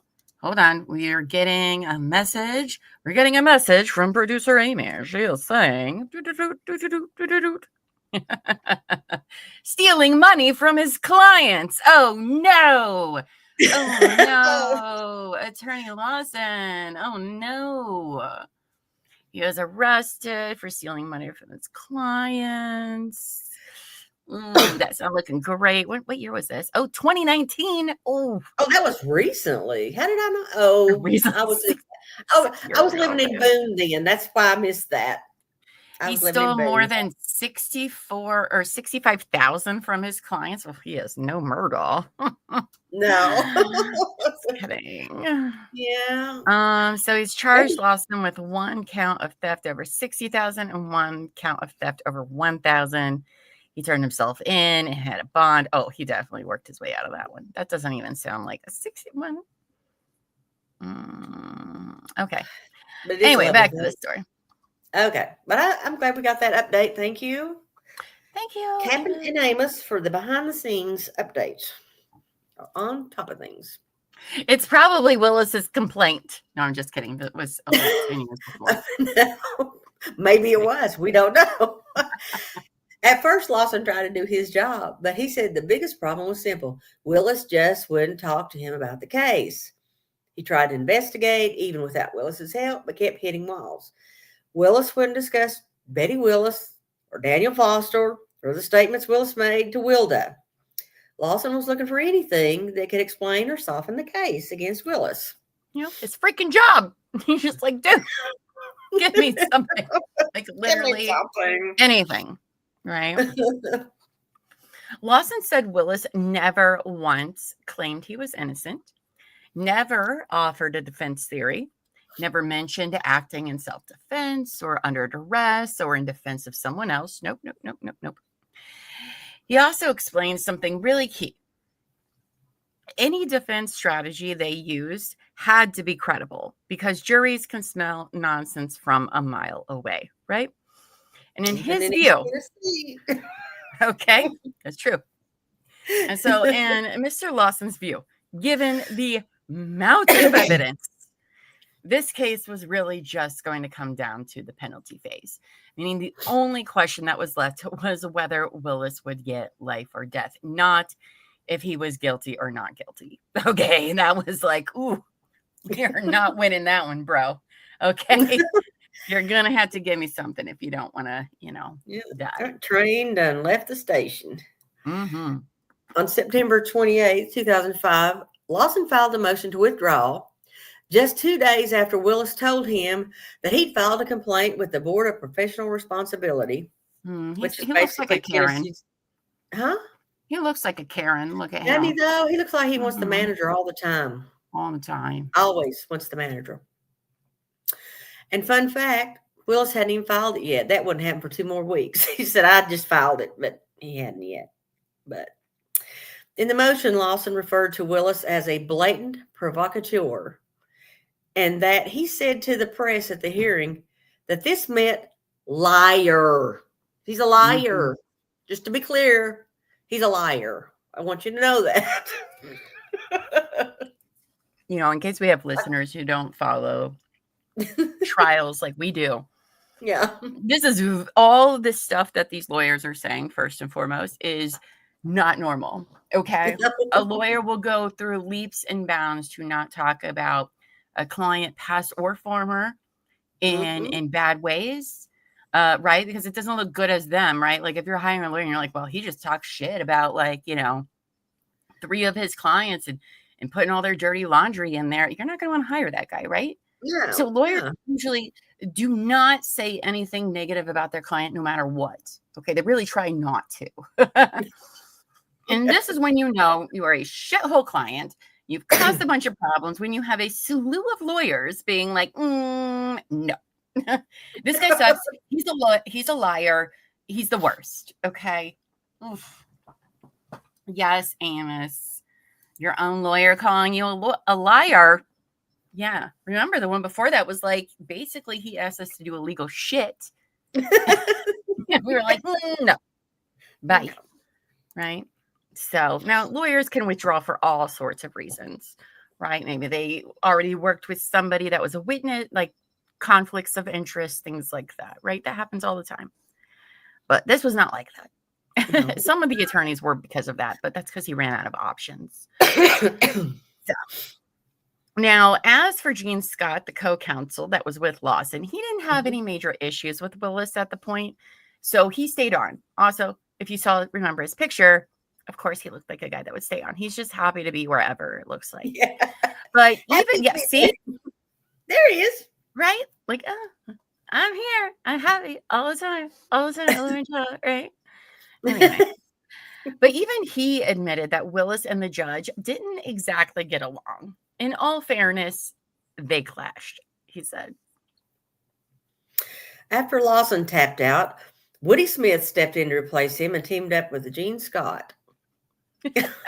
Because of course he does. And to be fair, they actually did a lot of work. They brought in private investigators, a mitigation expert, and basically rebuilt the defense team from scratch. They even tried to get Willis's confession to Wilda thrown out, but that didn't go through. No. No, that's coming in. Very much so. Very much so.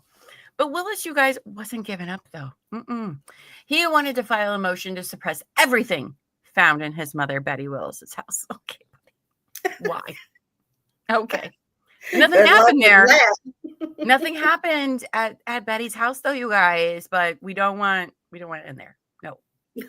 But Gene Scott had other ideas. He thought their best play was to pin the whole thing on Betty.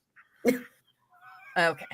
I'm going to have to disagree with you, Gene Scott. Oh, but she can throw a chainsaw out a cart window however fucking far away. So maybe. Okay. Maybe. And he did say, honestly, after dealing with Betty himself, Scott said he had good reason to believe she was more than just an accessory after the fact, despite the fact that that's exactly what she was charged with. But I mean, I do think Betty was involved in a lot of things. It doesn't make sense for her to have killed them based on all we know. I don't actually think she had anything to do with this one. Yeah, exactly. Right. Gene Parmesan, yes. Gene! Arrested Development joke for y'all. Okay. Things between Willis and his attorneys, though, were starting to get tense again. On March 19, 2007, Scott filed a motion to withdraw. At the hearing, the judge basically told them to go have a prayer meeting. Yes, that was the judge's words, to try to patch things up. Okay. Because that's how judges talk in East Tennessee. Okay. All right. Okay. Well, and you guess what? They did. They did, you guys. They went and had that prayer meeting. And after that come to Jesus meeting, Scott actually went back and filed a motion to suppress Willis's statement anyway, like a peace offering. I don't know why he did this. By June, though, both Scott and Smith told the court they no longer wanted to withdraw, but the peace didn't last long. Oh, okay. Gene is really sticking it out here. He tried. He really tried. After multiple delays, reschedules, and courtroom soap opera level drama, the trial was finally set for July 14, 2008. July 14, 2008. Then, boom, it got canceled that April. Why? Because both attorneys went to the Board of Professional Responsibility and were basically told, yeah, this relationship is too toxic to continue. So they withdrew. Yeah. Like the TBR said, you got to go. They're like, yo, honey. Yeah. Listen, are you in a safe relationship? Blink once if you need our help. Like, what? You need to go. Well, that's when the judge finally dropped the hammer and told Willis that he would have to defend himself. You've blown through all of them. You flushed them all. Yes, guys. Yep. Didn't see that coming, did ya? Yeah. And just to add a cherry on this absolute Sunday of chaos, guess who got called back to sit as his side chair counsel? That's right. James Bowman, his very first attorney. Full circle, baby. Oh, man. I cannot. That's why I'm wondering if he is still with us. I hope so, because I just want to hear. He sat there every day, being like, it's like he's over there going, I told you not to do that. I told you not to do that. He probably kicked back. He's still getting paid, right? Be like, well, this guy's just walking himself to the chair. So I don't. He had me the first time and then didn't want to cooperate, but he's a lawyer now, so okay. Okay. Yeah. Oh, man. Hold on. It's train time, in case you guys can't hear that. What a mess. We told you guys. The train. Mm-hmm. The train comes at 10 o'clock at night. You can run your clocks by the train. That's true. Yeah. All right. So let's get into the shit show of a trial, shall we? Because that's exactly what it is. All right. So, because whenever somebody's representing themselves, don't care who you are, it's the best. Yeah, pro se is just the hubris of people. Just Crumbles, and I Yes. love it. Hubris I at its love it. finest. It really is. All right, you guys. So finally, after all of these years, on Monday, June 14th, 2010, the death penalty trial for Howard Hawk Willis began. Now, we're not going to repeat all of the information we've just presented to you that was already talked about in the trial. We're not going to do it. Was all brought up there. That's how we know most of it. Okay. But we are going to go over some of the stuff that we haven't talked about, right? So that way you guys kind of have like all the pieces to the puzzle. All right. So just remember, most of what we talked about was talked about in trial. We're just not going to talk about that part. Okay. But before we do that, we know you all want to hear about this shit show of an opening statement. Am I right? Am I right? Oh man, what I wouldn't have given for this to be televised. I know this would have been a great one to be televised. And if I hadn't been working, I probably would have been in the courthouse watching this just because it was a shit show. Right out of the gate, Willis tells the jury that he's a humanitarian and a true American. Just a guy who's I'm surprised he didn't say I'm just a good old boy. You know, just a good boy. Like old Poot did with the, I'm just an old country boy. Just a guy he was just a guy who'd been wronged by the system and betrayed by an ex-wife with, quote, some sort of vengeance in this matter. Okay, sir. I'm sorry, but I can't respect anybody that like goes up and the first things are like, I'm a true American. Like, what? Get out of here. What are you even saying right now? How's that relevant to you being a freaking killer? Americans kill all the time. Like, that means literally nothing. I mean, Dahmer was American. Yeah, Ted Bundy exactly. was American. Like, what? Ed Gein was American. What are you talking about? There's a whole list of them, bro, that look just like you. Yeah, exactly. He's nothing. And he's a humanitarian, which is my fave. He just took those two young people under his wing, trying to help them out. He's fine. He's a good guy, you guys. He even says he knows this is a trial, right? Not open mic night at a truck stop. Apparently, I don't know. The same thing. I don't know. Right. So then he launches into what I can only describe as a conspiracy buffet. Okay. Accusing basically everyone involved in the case of wrongdoing. Right. Everybody but him. Okay. The state, his ex, random investigators, you name it. All conspiring against poor Howard Hawk Willis. Oh, what a poor boy. He then starts listing all the things the state didn't tell you. As if he's about to blow the lid off of a government cover-up. All right, you guys, prepare to get red-pilled, everyone. This is your moment.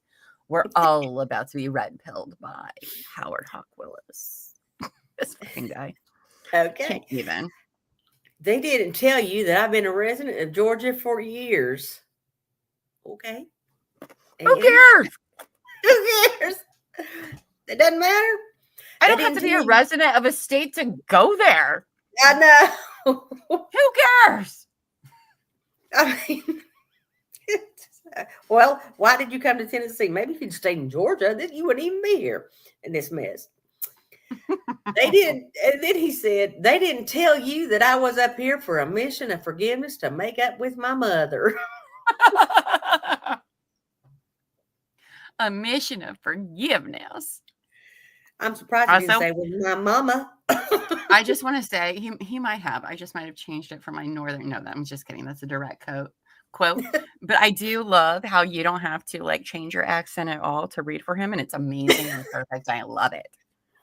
I'm sorry. No, it's authentic, and I love it. He's just a good old mama boy, you guys. He was just trying to heal his relationship with his mom. Yeah, and he did, didn't he? He blamed her for throwing the chainsaw out the car window. Right. then it killed some people with a young kid. I don't know. I know. I don't. But she's my mama, and I love her. I just wonder what kind of upbringing he had. It just frightens me. Then it gets weirder because, of course, it does. He claims the state's timeline is bogus and that they've been doing all sorts of things to him since August, not October. He tells the jury that he was arrested, he was thrown naked in a jail cell, and left there overnight on suicide watch, which he says was a cover-up for what they were doing to him. Cover up. So while you were a free man, they've been doing things to you since then. Like, what are you even saying? That's true. Honestly, I don't know if he had any siblings or not. I didn't look, but I don't think so. I don't think I ever heard of any, but that doesn't mean if he did, they hid. Right? Oh my gosh, right? They're not out there somewhere. Right? Okay, so they are doing this to him. He's just an innocent guy, you guys. Innocent. So he insists that his phone calls were unmonitored and used to set him up. Oh, okay. So somebody made you. You literally asked your ex-wife to bring a recorder and record you. Like, we have that on recording of you asking her to do that. Like, what are you even saying? All right. Then he also says that there's no blood anywhere. She's not wrong about. And that if a chainsaw had been used, like the prosecution claim, it would have thrown blood all over the house. Okay. But we'll get back to that. We'll get back to that one. Then he starts talking about the weather. Seriously, you guys, the weather. Okay. Yes.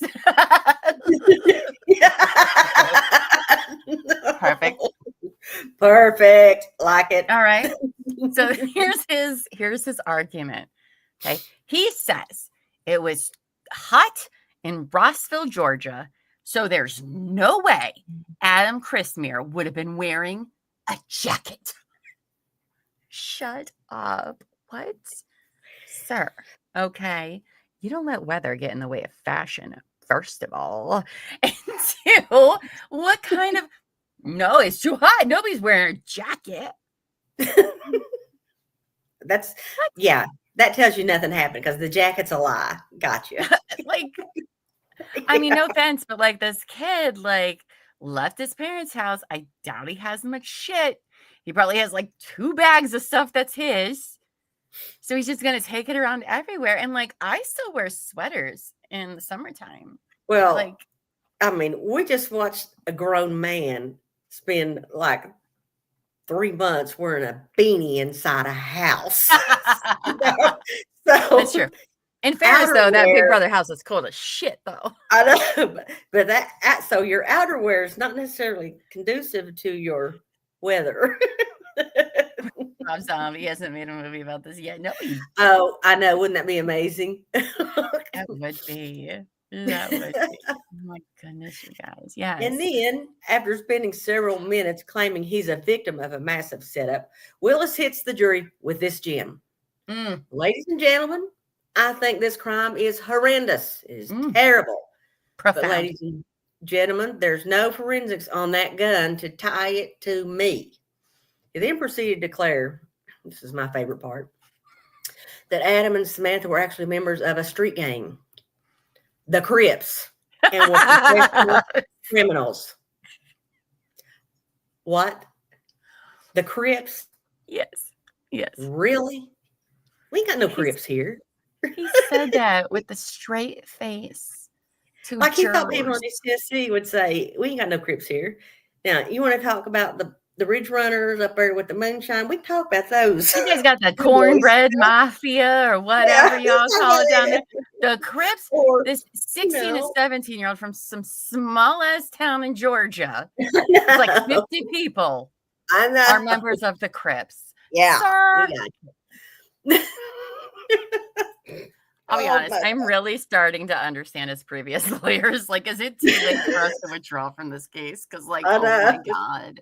It's all starting to come together. What are you even saying? Crypt keepers, maybe. Yeah. Not the Bloods. Yeah, not the I know, right? There would be problems if they were, right? Oh my God. This fucking guy. All right. So after spinning his web of conspiracy and forgiveness missions with mommy, Willis wasn't done. Not even close, because why would he be? No. He turned to the jury and told them to consider not just the evidence, but the lack of evidence. Okay. Which, okay, fair enough. This is a thing defense attorneys actually do. The one thing he's done that's actually a defense attorney thing. Except remember, though, he was his own attorney. So this was just basically telling the jury, like, trust me, bro, there's nothing to see here, right? Like, it's fine. And then he teased that a defense expert would come in later and clear up all the state's mistakes. Spoiler alert, that never happens. Never happened. Never happened. That's it. Captain just solved it. Maybe he's a blood, so he's trying to pin it on them. Makes more sense than anything else we've heard. Makes more sense than him, doesn't it? All right. Yes. Wells launched into a speech about his unalienable rights as an American citizen. Again, okay, but no, thank you. Doesn't matter. The ones that protect the innocent from being thrown in prison. He even reminded the jury that he was, in his own words, a good, decent man. Yeah. Those are his words and only his words. Nobody else is going to say that. That was in quotes. A good, decent man. Quote. Then, in an incredibly and extremely distasteful move, he decided to attack Samantha's mother, Patty Lemming, calling her drunk and bringing up an old hit-and-run accident that somehow helped his case. He also claimed that Adam and Samantha brought drugs into his house, and that's why he kicked them out. So, now, was that before or after he murdered them? Right, or picked him up. Or pick him up to take him to his mom's house. Because, when I think a bunch of young kids are on drugs, I'm going to take them, drive them up to my mom's house, leave them there, and then drive, 5 hours away. And it, like, what? No. No. Shut up. Were they doing drugs or juicing limes? Well, the lines were in New York, so just, oh my God, I hate this guy. I hate this guy. All right. And even if the kids were on drugs, doesn't fucking matter. Doesn't matter. No. Okay, because whatever happened to them, it was not what should have happened to them. And Howard, no. It's a liar that lies. So also, you guys, there's also this picture. We couldn't find this picture. Okay, so let me describe this picture real quick because I couldn't find it. Looked everywhere, but this picture was a very big deal. Okay, well, it's going to come up actually now, but this is not the picture I'm referring to, but is similar of nature, right? So before they disappear, I think this is like a wedding gift or something. Willis paid money for them to have an Olin Mills portrait. Y'all remember that studio? Olin Mills, Penny, Sierras. You'd have like your special ones, right? Well, apparently there is a photo that they used in court. I couldn't find it, where it is Samantha. Willis is in the picture too, because why not have this guy that you haven't even known for a year be in like a paid photo shoot with you? Okay. Who's also like literally old enough to be your grandpa. Okay. But anyway, so he apparently has his hand on her shoulder, Samantha's shoulder. And then, so it looks like he's very close with her. And then like Adam is kind of like off to the side. Okay. It's very weird. It's very, very weird. Yes. Olin Mills photos. Yes, lady. Okay. So anyway, so that's the photo they're talking about. Couldn't find it. Just wanted to explain to you. There was probably a series they did like in one visit. This is one that we see, and the other one that you're talking about is one. Yes, correct. I haven't seen that other one either. I don't remember either seeing anything but this one. I mean, I get why it may not be floating around, but it is the same exact series. Yeah. Right? Except Willis is in this one. So I just want to preface so that way it makes more sense. Okay. So now when it comes to the infamous Olin Mills portrait of Adam and Samantha that I just told you about, Willis had paid for it. Okay. The one where the prosecution showed something sinister happening between him and Samantha, which, in my opinion, yes. Okay, there was. He said, quote, "This was a present to the young folks. Olin Mills is not a pornography studio. There is nothing sinister about it at all." I mean, yes, that's definitely a sentence you never want to say out loud in open court. But there were also, remember earlier, we talked about how there were photos in CVS that were after they had murdered that were not okay, that were done by Howard. There was definitely, and then the way that she was found, Samantha. Yeah. Yeah. I don't want to talk about that too much because that's just, it's too far. It's never really been said, so I don't think I don't think it's necessary because the murder is the. But you can easily come to your own conclusions of that. Now, after all of that, okay, he's like, there's nothing wrong with that photo. You guys are blown out of proportions, right? After all that, he wrapped things up with the line, "Please do not rush to judgment." Like, I am ready to find him guilty right now. Like, what? All right. Which, I mean, that might have been the most normal thing he said all day. Like, for real. What a mess he was. Yeah. Well, the first round of witnesses in the trial were able to show that Willis was very close with Adam and Samantha, and some placed the newlywed couple at the Johnson City home of Betty Willis multiple times between April and September of 2002. So that's a 5-month period there. Right. But he didn't know them that well, you guys. Like, no, he didn't know them at all. But he did take them to his mother's house for several visits over several months. Yeah.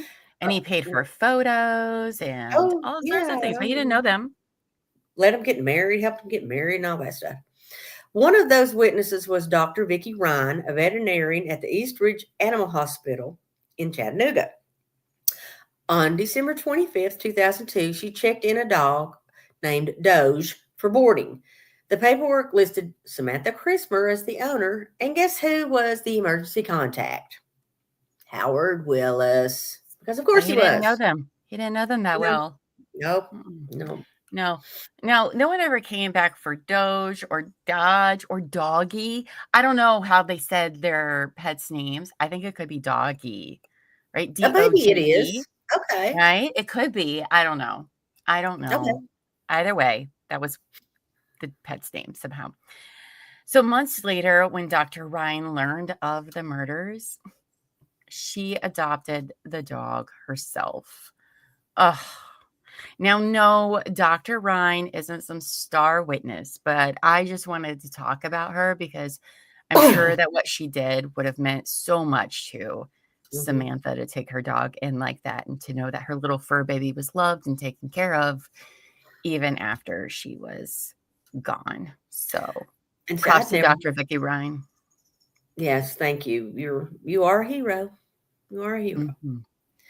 Then we've got James Robert Miller, an attorney from Johnson City, who went to Betty's house with his secretary to do some quick business with her on September 27, 2002. When he pulled up, he saw Willis outside. What is it with these lawyers in there? That's the same tie that Willis is wearing. Yeah, I know. I was thinking that too. It's creepy. It's the same tie that Willis. I mean, I guess they only have so many ties at the Walmart, right? Yeah, I'll pull that. Look at that. Must have been a popular tie that year. You think? Yeah, they got 5 ties at a local Walmart or something, I guess. I don't know, but they all have the same brand too. Oh, that's funny. Not all heroes are crips. Now, inside the house, the place was a wreck. Okay. And debris was all over every room, as we've heard about. But in that mess, he saw 2 teens, a boy and a girl, sitting around and playing video games. Now, Miller made small talk with the girl, who told him she'd met Howard at a Hardee's a week or 2 earlier and that she'd come up from Georgia to help clean the house. At one point, he noticed the girl in the backyard with Willis. And so the girl made a phone call handed the phone back to Willis. He talked and then gave it back to the girl. So even a week before their deaths, they're in Johnson City. Clearly, they've been there numerous times to Betty's house. And Willis was there with them. He didn't just take them and then drop them off and then go back to Georgia because he's there. And remember, this guy's an attorney. I think he's a pretty credible witness. Okay. Right? I mean, maybe. I think so too. And now we come to the best witness of them all. Next to Wilda. The W's are for winning. Yes. Okay. The W's are winning. Wilma Clay. Betty's next door neighbor, who apparently had much animosity and disgust, simply just oozing from her mouth every time she mentioned Willis or his mother. Yes, I stand for Wilma Clay. Wilma's amazing. I don't know if she's still with us, but if she is, just let her know. I think she Yeah, I know. We like you, Will. Wilma said that when she saw Willis, his daughter Kelly, and the same young couple at Betty's house several times between spring and fall in 2002. But after September, she never saw the teenagers again. Then came the early morning hours of Saturday, October 5th. Wilma stepped outside for a smoke and spotted Willis standing by Betty's red Jeep. The Jeep was packed with belongings like someone was moving out or trying to disappear. She watched him flick his cigarette, grab a plastic bag from the Jeep, and toss it to the ground. When she went out later to grab her newspaper, the garage door was down, but this time the light inside was on. And the garage light was never on. Never. This was the day before supposedly Adam was killed. I think the bug person determined that his day of death was the 6th, if I remember right. I think so. Based on the pupae. Mm-hmm. So personally, though, my favorite Wilma Clay moment is when Willis is cross-examining her. Because remember, he gets to cross everybody. Okay. Oh man, I wish I could have seen this trial. All right, so he's cross-examining her, and he says, "You didn't get along with Betty Hawk, did you?" And Wilda was all like, "No, nobody did. She was low-life evil, just like you." Oh, spicy Wilma. Yes. Boom, mic drop. And it was at this point, though, that Judge Blackwood instructed the jury to disregard the witness's last comment. You know, the judge is back there going, right? Like, shit. Shit. Yes. Go Wilma. We love Wilma and Wilda, the 2 W's. Yes. Always winning.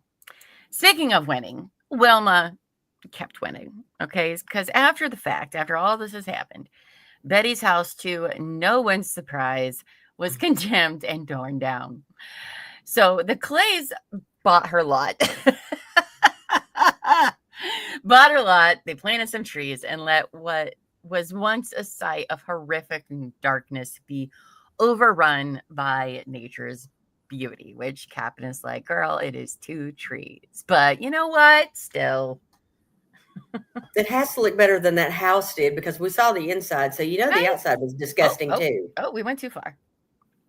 I think I might have accidentally clicked something.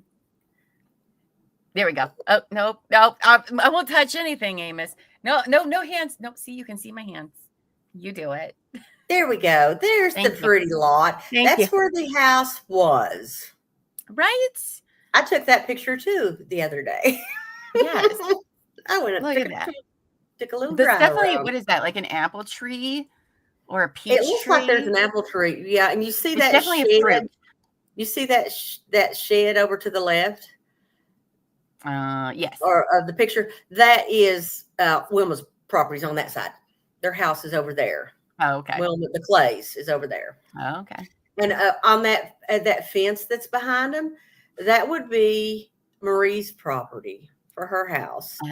That chain Oh. link fence on the other side of that chain link fence. Just say that just tells you where the houses were related to each other. That's probably why Marie got the gift of a search warrant also. Oh, for sure. For sure. Then there's the Samantha letter. During cross-examination of Detective Shonda Efall from the Bradley County's Sheriff's Office, an interesting detail came up. Our girl Wilda had given her a letter postmarked October 8th, 2002, sent from Chattanooga and addressed to Betty Hawk. What did the letter say? Gosh, we sure have heard that date, October 8th, a lot. October 8th. Continue on. Oh, no, it's my turn. So the letter stated that Adam Christmere and her brother, Daniel Foster, robbed and killed Sam Thomas and set Howard Willis up for the crime. What? Oh, my goodness. Oh, my gosh. Now, I will say that a DNA profile taken from that envelope showed that it matched the offspring of Samantha's mother, Patty Lemming, meaning that it came from Samantha herself. She is the only daughter. There are no other daughters in this family. So that is interesting. But we'll get back into it. But then there was Dr. Larry Miller, a handwriting expert for the state. He examined the same letter and envelope and agreed that the handwriting belonged to Samantha. But when super lawyer Willis, I just had Wile E. Coyote just pop in my head, because I'm sure that's how he thought of himself. Yes. You know, Wiley, I'm a genius, Wile E. Coyote. Pressed him during cross. He had to admit that there was no way to know when the letter was actually written or who put it in the mail. So, okay, which true. I mean, I think it's pretty safe, though, to assume that this letter was from Samantha. And I do think, this is my theory. This is not based on, this is my thought process here. But I think that it did come from Samantha.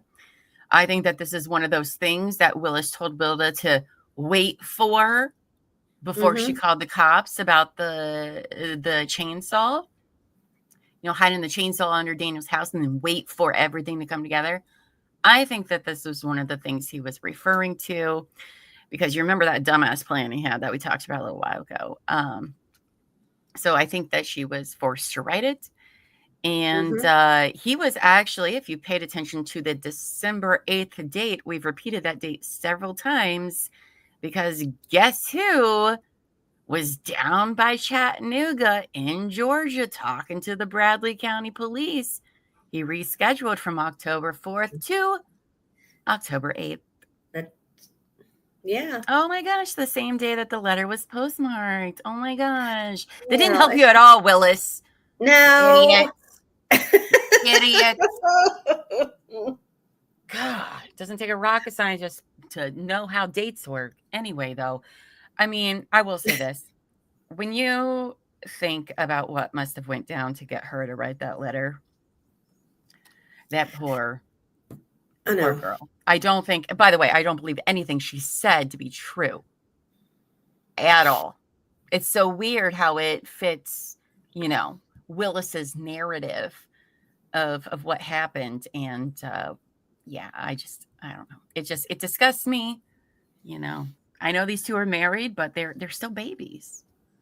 They're still little babies. And I hate this guy. I hate him so much. I mean, he's awful. He's terrible.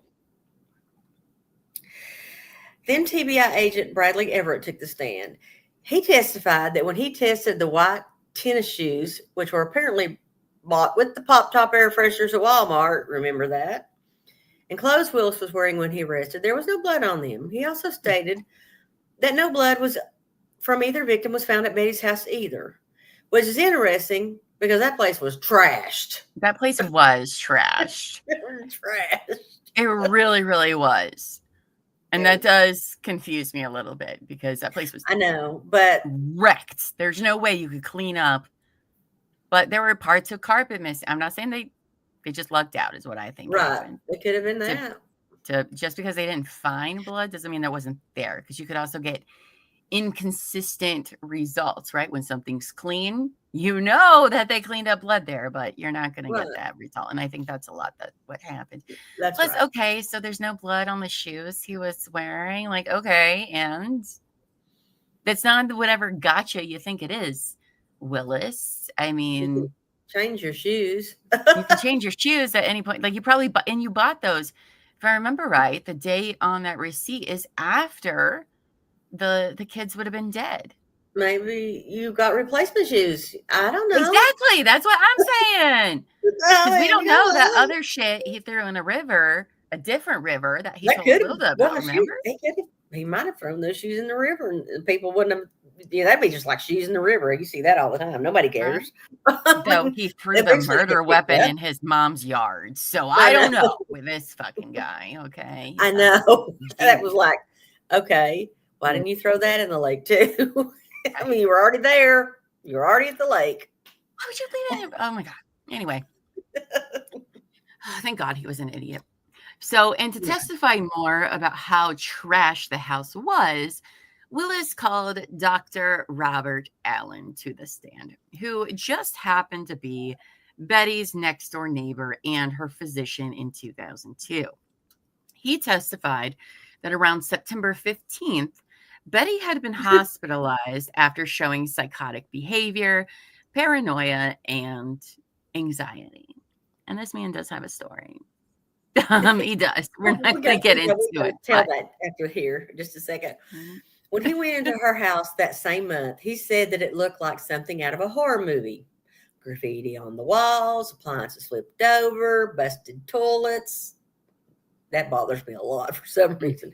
And food debris crawling with insects and maggots. Damn it. Well, enough with the maggots, okay, in this story. I'm tired of maggots being everywhere. God. Dr. Allen even wrote a letter to Betty's insurance company a couple of days later to confirm the damage of her vandalism claim. Now, okay, this is a doctor, a physician-type doctor, okay? He's probably a really good witness for this insurance company at this time. That's true. Not so much later. Lady Gray and I have our own theories about this interaction.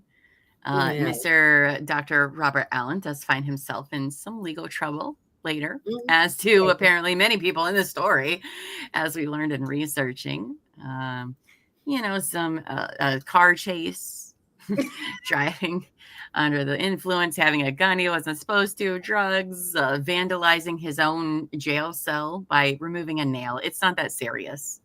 No. It's not that serious. But boy, did they make it sound super serious. Oh, yeah. But it's kind of weird. Like, why are you having him do your insurance letter? I don't know. We have questions. I got questions about this vandalism because I'm not so sure it was stranger vandalism, if you know what I'm saying. I don't think so. I mean, if he's saying that she was hospitalized for doing all this and then her house was vandalized, which we don't know. I don't think we actually know when that happened. No, I didn't see when that happened either. I couldn't find a date of when it happened either. It was sometime, though, in September. Before or after, I don't know. Right. But maybe she did it when she was having a psychotic break. Who knows? I don't know. But it's just people are mess. Now, up next is Pamela Marsh, the resident manager of a North Georgia trailer park. She testified that on September 23rd, Samantha and Adam rented a trailer there, and they weren't alone. By the way, this is going to be their first place, just them as a married couple. So a very big move for the two, right? Well, Howard Willis was with them, and he's the one who paid their $190 deposit. So, okay. All right, Mr. Willis. He says earlier he is a humanitarian, right? Look at him. That's what I'm saying. He had plans. I don't know. Fast forward to the night of October 4th. Pamela said Adam stopped by her trailer to make a phone call. She overheard him telling someone on the other end that he wanted to come home. That's his A few mommy. hours later, around 10:30 p.m., Adam came back, but this time to turn in his key. He just moved there. Why? Yeah, exactly. He just moved in. He told her he was leaving to take care of a sick grandmother in Virginia.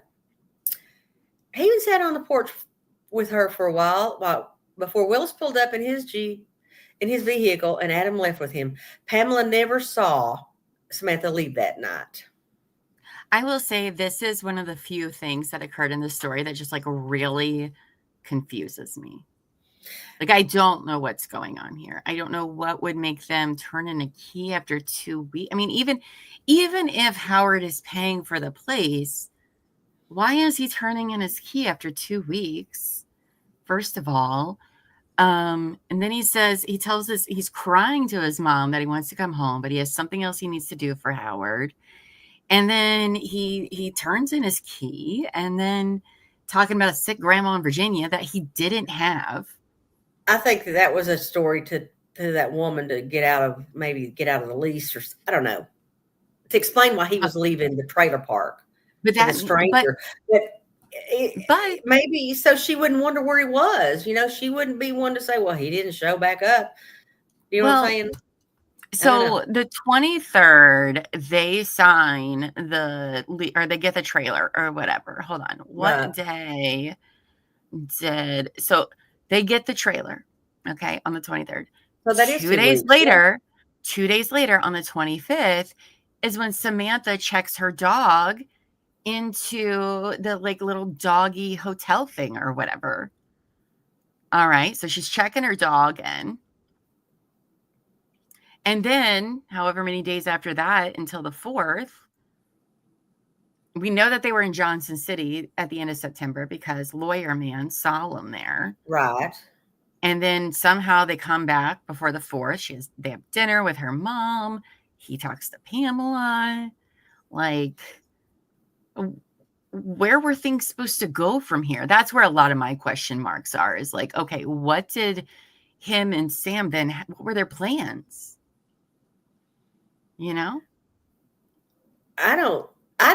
wonder if Howard rented this for him to have a place to go. You know what I'm saying? And then I think that, like what Amos is saying, I think that was one reason. Adam clearly didn't like the situation he was in.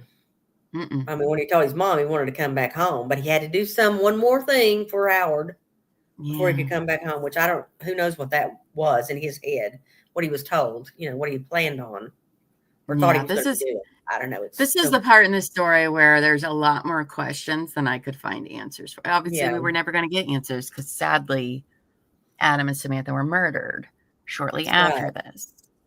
But something nefarious was going on. Yeah, there was something going on. Okay. So next on the stand was Brandon Chansey, Willis's son-in-law. That's who's married to Brandon, not, what did I say earlier? Bradley. It's Brandon. He was married to Kelly, Willis's son-in-law. And he's also the guy who owned the blue Jeep. Remember, we talked about the red Jeep, the blue Jeep, the red Jeep, blue Jeep. Anyway, he owned the blue Jeep, right? And that blue Jeep was parked outside Auntie Marine's Holmes house when police searched it, which is weird because Brandon and Kelly lived in Georgia. I don't know how his Jeep made it all the way up there, but whatever. Somebody drove it there. Somebody drove it there for some reason. Now, Brandon said one of the Jeep's rear side windows was broken, so he covered it with a blue tarp when it rained. Oh, look at that. He also described Betty Willis as an unusually strong woman. Oh my gosh. Apparently, that's not an exaggeration. He claimed she once picked up a heavy container full of tools, chains, and ropes that he, a mechanic, couldn't lift. And I say, bullshit. If he couldn't lift it, she couldn't lift it. I don't know. I don't know. Maybe she was able to throw the chainsaw a great distance out of a car window. After all, I don't know. It bothers me. Like, why is there so much about how strong this old lady? Like, what is happening? He's trying to blame his mother. Oh boy. Oh Trying to blame boy. his mother. Oh my Or at least goodness. make her give reasonable doubt that it's him by this incredibly strong woman who's no longer alive. Right? Yeah. Strongest woman in the world. She can chuck a chainsaw at her car window. Oh my God. Anyway, okay, you guys, when it was Howard Willis's turn for his closing argument, that's right, we're getting close to wrapping up, you guys. He started off politely and thanked the jury for being there, as if they came voluntarily. No, sir, they were summoned to listen to your stupid case and listen to your stupid voice. All right, they're not there because they want to be there. They're there because they're legally bound to be there. But okay. But you guys, in true Willis fashion, he immediately launched into accusations that law enforcement coerced him into making the statements. You know, the statements they told Wilda to bring a tape recorder to and record them.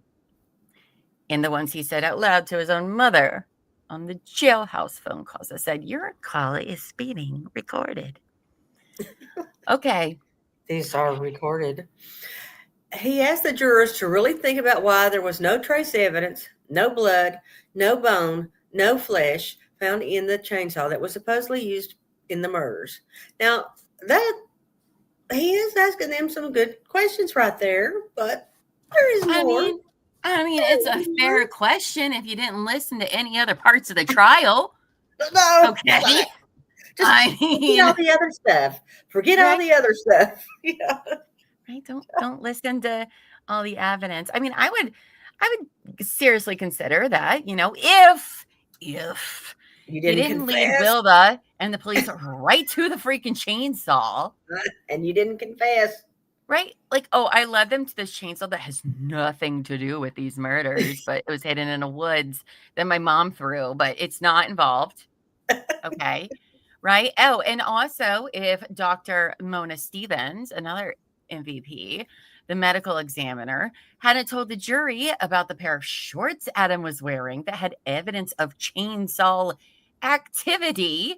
I mean, like, what are you even saying? All right. And that it appeared as if his hands and head were cut off after he was wrapped in several layers of bedding type material. That's right. In case you guys were wondering why there was no blood. Oh, that's right. Mm-hmm. Yeah, they wrapped them in blankets and then did that to them.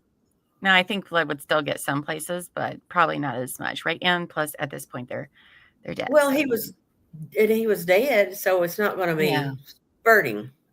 Correct. Yes. I mean, it would still get places, right? Oh, and as you can see, the chainsaw that's right there, the little blade that was on it, right? There were bits of bone and clothing in the chainsaw blade when it was recovered. So his hope, there was no blood, no bone, no flesh found in the chainsaw. Sir, what? Are you serious right now? Justice Jane says, this trial always interests me. I used to live near where this happened. Yes. Is this trial online? No. And I'm devastated about it. I just learned about this thanks to the lovely lady in gray, who also lives in Tennessee. And holy crap, I wish it was. I have never heard of the story until Lady in Gray brought it to us. This would have been a great one if it had been on TV. God, could you imagine our faces? Oh, what? This guy. We would have gotten a lot of eye rolls from Llama in the live trial with so many eye rolls. So many eye rolls. I mean, to just sit there and be like, no, there was none of that. Like, we see the evidence. That's literally her in that bottom picture pointing at the shorts, being like, this comes from a freaking chainsaw, you guys. And he's like, you don't know that, though. Yeah, you don't know that. You just think it. Okay. I mean, I've watched a few trials about, unfortunately, dismemberment, and the bones really do tell a story. Yeah. Okay. Ugh. Then came the twist that only a Willis trial could deliver. After burning through 10 attorneys, he told the jury he still hadn't been supplied a lawyer. Really? Sir. Sir. Are you serious? Yes, he Okay. did.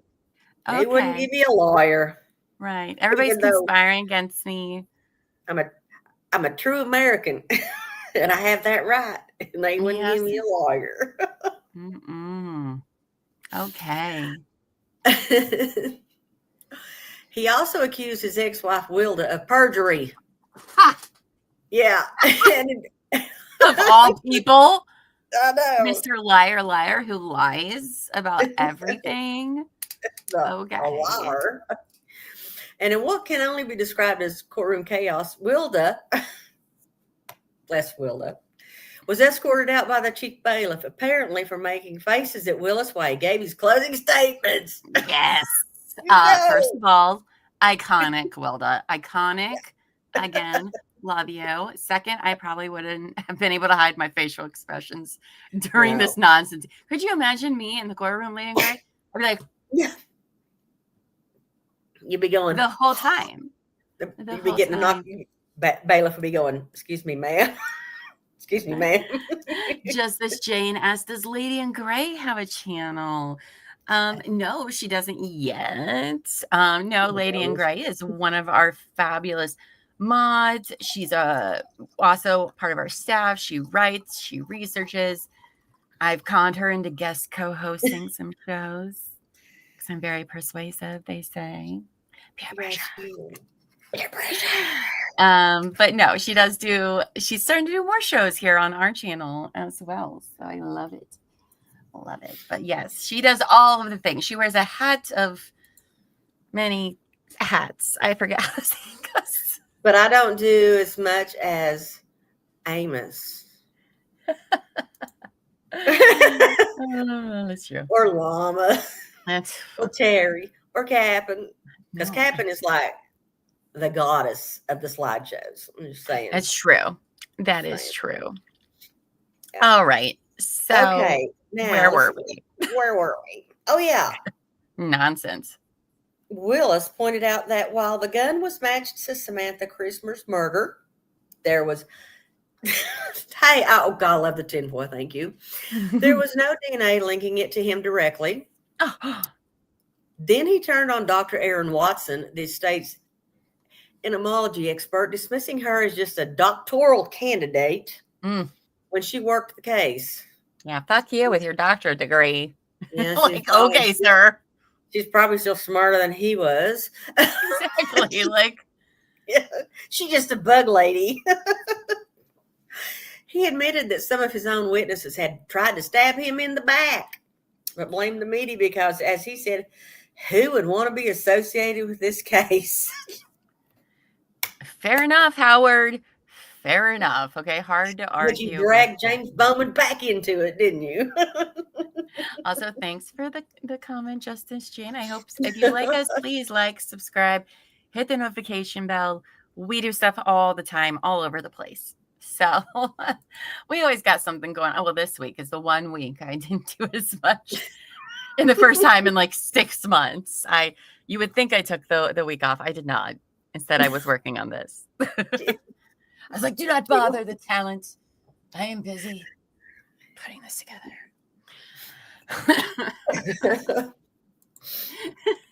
Laney.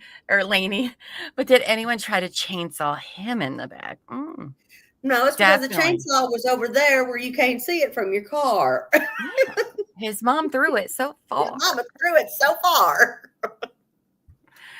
Okay, so he also then claimed that the prosecution's entire story was a lie. All right, listen, we have covered how many bullshit, zealous prosecution cases these last couple months. We have. Right. All right, and we call them out. We call them out every single time where we're like, nope, Yes, we think that person probably did it, but you didn't do your job. You We've covered way more than I'm comfortable, honestly, Me in the too, last couple actually. months. Yeah, It's a problem. It really is, right? it is. But this was the biggest slam dunk case I think I might have seen. This was pretty bad.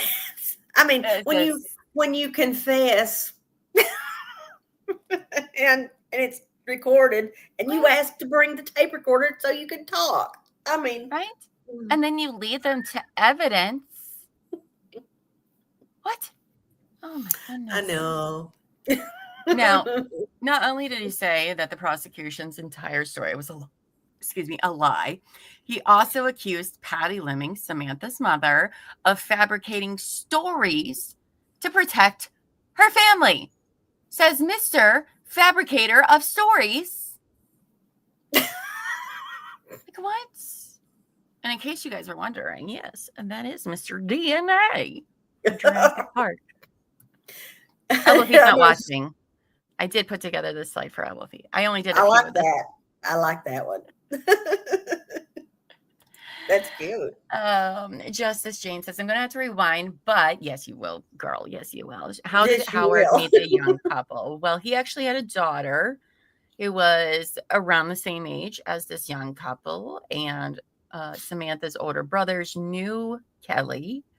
And then that's just kind of how they met, right? Small town-ish. Somebody knows your sibling, kind of like that, right? So he met the kids through his daughter. He's a real This is creepy, gross. Ugh. Oh, I hate him so much. Mr. DNA's hips don't lie. That's true. Maybe I'll watch Jurassic Park while I try to wind down after the show. Oh, it's so good. That sounds like actually a good idea. Ooh, maybe we can have like a Jurassic Park marathon in the courtyard. We should do that soon. Yes. Oh, yes, somebody leave a note that I said that. So tomorrow I can be like, damn it, Llama, why you say we're going to do things? Anyway, let's get back to this. We're almost done, guys. I promise. Okay, sorry. Sidetracked. All right. So he says Samantha's mom's making up a bunch of stories because I guess, right? And then he goes, this isn't CSI, he told the jury, but the technologies are still there. Whatever the hell that's supposed to mean. Like, I mean, this seems to be they use all of the CSI available in 2002. Okay. Though, according to Cap'n, she did leave this in my notes. She said, that means put on your sunglasses and go with it. So she's thinking CSI Miami. CSI Miami, yes. Oh, David Caruso. David Caruso with his glasses. Yeah. But whatever. He's iconic too. Oh, I love it. I love it. Yes, dinosaurs. You know, I can't say no to dinosaurs, you guys. Oh, I love dinosaurs. All right. So then came another recurring theme that he, again, hadn't been given a lawyer for 9 months because you went through 9 or 10 of them. You didn't have a lawyer. You had 10 or 9. Mm-hmm. Yeah. And that they quote, you guys, are you ready for this? That they scrambled his brains for 9 months. Sir, your shenanigans happened years before. Yeah, I think, yeah. Yes, Amos says even sovereign citizens everywhere else are like, dude, sit down. You're embarrassing us. He really is kind of, yeah. CSI Appalachia. Yes. Yeah, CSI Appalachia. Yes, we should start writing the script right now for CSI Appalachia. Very good. I'm proud of you. Oh my gosh. Okay. Yeah, scrambled his brains, guys. Well, yeah, but you know, he wasn't finished. He wasn't finished. At one point, he even laughed and accused the prosecution of failing to talk to anyone who really knew Betty Hawk Willis. I'm sure that Miss Clay, Miss Wilma, didn't know her at all, having lived next door to her. And I'm not proving that the murders even happened in Washington County at all. He also insisted he never asked Wilda to set anyone up. Okay. Again, that one Yeah. conversation may not have been recorded, but it's kind of weird then how Wilda found the chainsaw, and that's right, he called her on the phone, which was recorded, giving her more instructions on how to have find the chainsaw. Exactly. With the cops right there. Yeah, I know. That's what gets me. Not only was it recorded, the cops were there. Dinosaurs. Dinosaurs. Finally, he closed with a plea, asking the jury to look at the evidence itself and not get swayed by the big words from the prosecution's experts. Think about where that chainsaw was found. I have been, Willis. I have been thinking about it a lot. It would have been right along the route for somebody transporting a body to Johnson City. And that leads gets you off the hook how? I mean, also, it's a kind of an interesting claim there, Willis. Remember, he lied a lot, but there was a lot of truth in what he said. Just it wasn't him when he was telling the truth, right? I mean, this guy, like, I feel like my brain is scrambled from this story of how much he gave directions to it, like he's fucking MapQuest or Google or Surrey. You like turn left at the tip. That Ottawa exit. He didn't know. He didn't know. And you'll see that one because you look at the name of that city. You go, what? Ottawa. Right. Middle of nowhere. Right. And like that's the thing too, is I know Tennessee is like a very rural place. Okay. And then you just so happen to know where some chainsaw is in the middle of freaking nowhere in a ditch that you have to walk. Like, get out of here. Get out of here, sir. Get out of here. My gosh, you guys. And you guys, in a bold finale. Which, God, if anybody can find me a picture of this, I have looked everywhere. I've scoured. I watched a bunch of videos looking for it. Nobody gave it to me. But in a bold finale, he rolled out a chart showing multiple possible outcomes, basically telling the jury that unless they were 100% sure, beyond a reasonable doubt, they couldn't convict him, which, sir, that is not what that means. First of all, okay, it's not 100%. Okay. Wrong. 2, I need to find out what all of his multiple possible outcomes were because we have heard so much. Like, what? I know. It's like, what? I want to see that. I want to see that piece of. Well, that would have been, if that was in his closing statements, they wouldn't have probably seen anything. We wouldn't be able to see it. Also, that means he also made a chart in jail. A jail chart. A jail chart. Can you imagine what that must have looked like? I don't know. Well, he probably did it on toilet paper. No, he was representing himself. He probably had paper. Probably had some paper. As Captain says, Theory 48 could have been raptors. Could have been. Could have been dinosaurs. Dinosaurs. Dinosaurs. Oh my God, we're crazy now. This is what happens when we. All right, it's getting late, isn't it? Okay.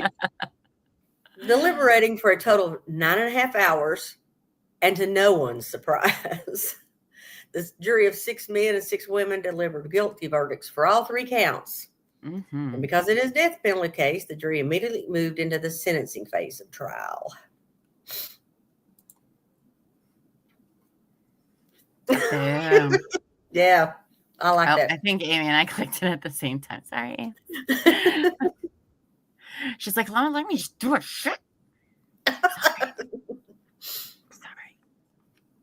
All right. So the prosecution started by introducing autopsy photos of Adam and Samantha's bodies that they had not previously shown. Because, listen, prosecutors really do try not to show really awful photos. They really do. And they had to wait until this moment, right? So the photos, you guys, though, were so gruesome that one of the jurors became physically ill and the judge had to call a recess until the jury as a whole felt well enough to continue. Like, holy shit. That's saying a lot. Oh, my goodness. But you know, they'd already seen some, Yes, probably. correct. But Yes. I guess they couldn't show some in the guilt phase because they'd be too prejudicial. But you could show them here in the penalty phase because I it's would already been think so. convicted. Yeah. Or the prosecution just reserved them And for yeah, maximum impact in the penalty phase. But I think your argument actually makes a lot more sense legally. well, it's kind of could be both together. It could be both. Yeah. Who knows? It's Tennessee. Anyway, As I've learned, who knows in Tennessee? Oh, you're about to watch the Birdcage for the 1,000th time. I love that. I love that movie. It's so funny. Oh, I'm gonna God. have to, that might make me feel good too after Yeah. this. It might make me laugh. Yes. Everybody needs to watch something happy after this.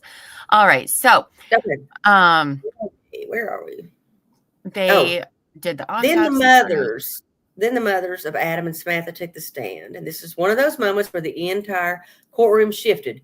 Both women spoke about what life had been like since their children were found murdered. Both were under the care of doctors on medication for depression and anxiety that's followed ever since. And I can totally understand that. Yeah. Now, Teresa Christmare, Adam's mom, called him my baby. She said his death shattered her ability to trust people and even to hold down a job. She used to write poetry, but now, quote, I can no longer find the words. Oh, so sad. It's terrible. Then came Patty Fleming, Samantha's mother. She walked to the stand clutching a handkerchief, her family crying behind her. During her testimony earlier in the trial, she was asked if she recognized the several pieces of jewelry her daughter was wearing when she died. She said, yes, sir. I carry them in my purse. I carry them everywhere I go. Oh, God, so heartbreaking. Right? Her voice trembled as she told the jury that family members checked in on her constantly, worried that she might hurt herself.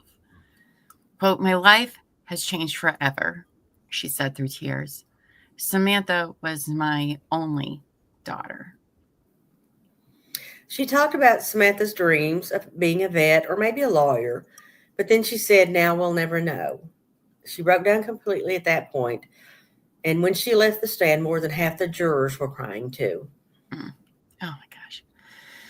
You know, it's just one of those moments where you're reminded at the human cost sitting at the heart of it all, right? You know, it just scatters everywhere. The grief just like hitting all corners everywhere, you know. And sadly, Patty Fleming did die in 2019, but I hope she found peace and is with her daughter now. I hope she found peace also.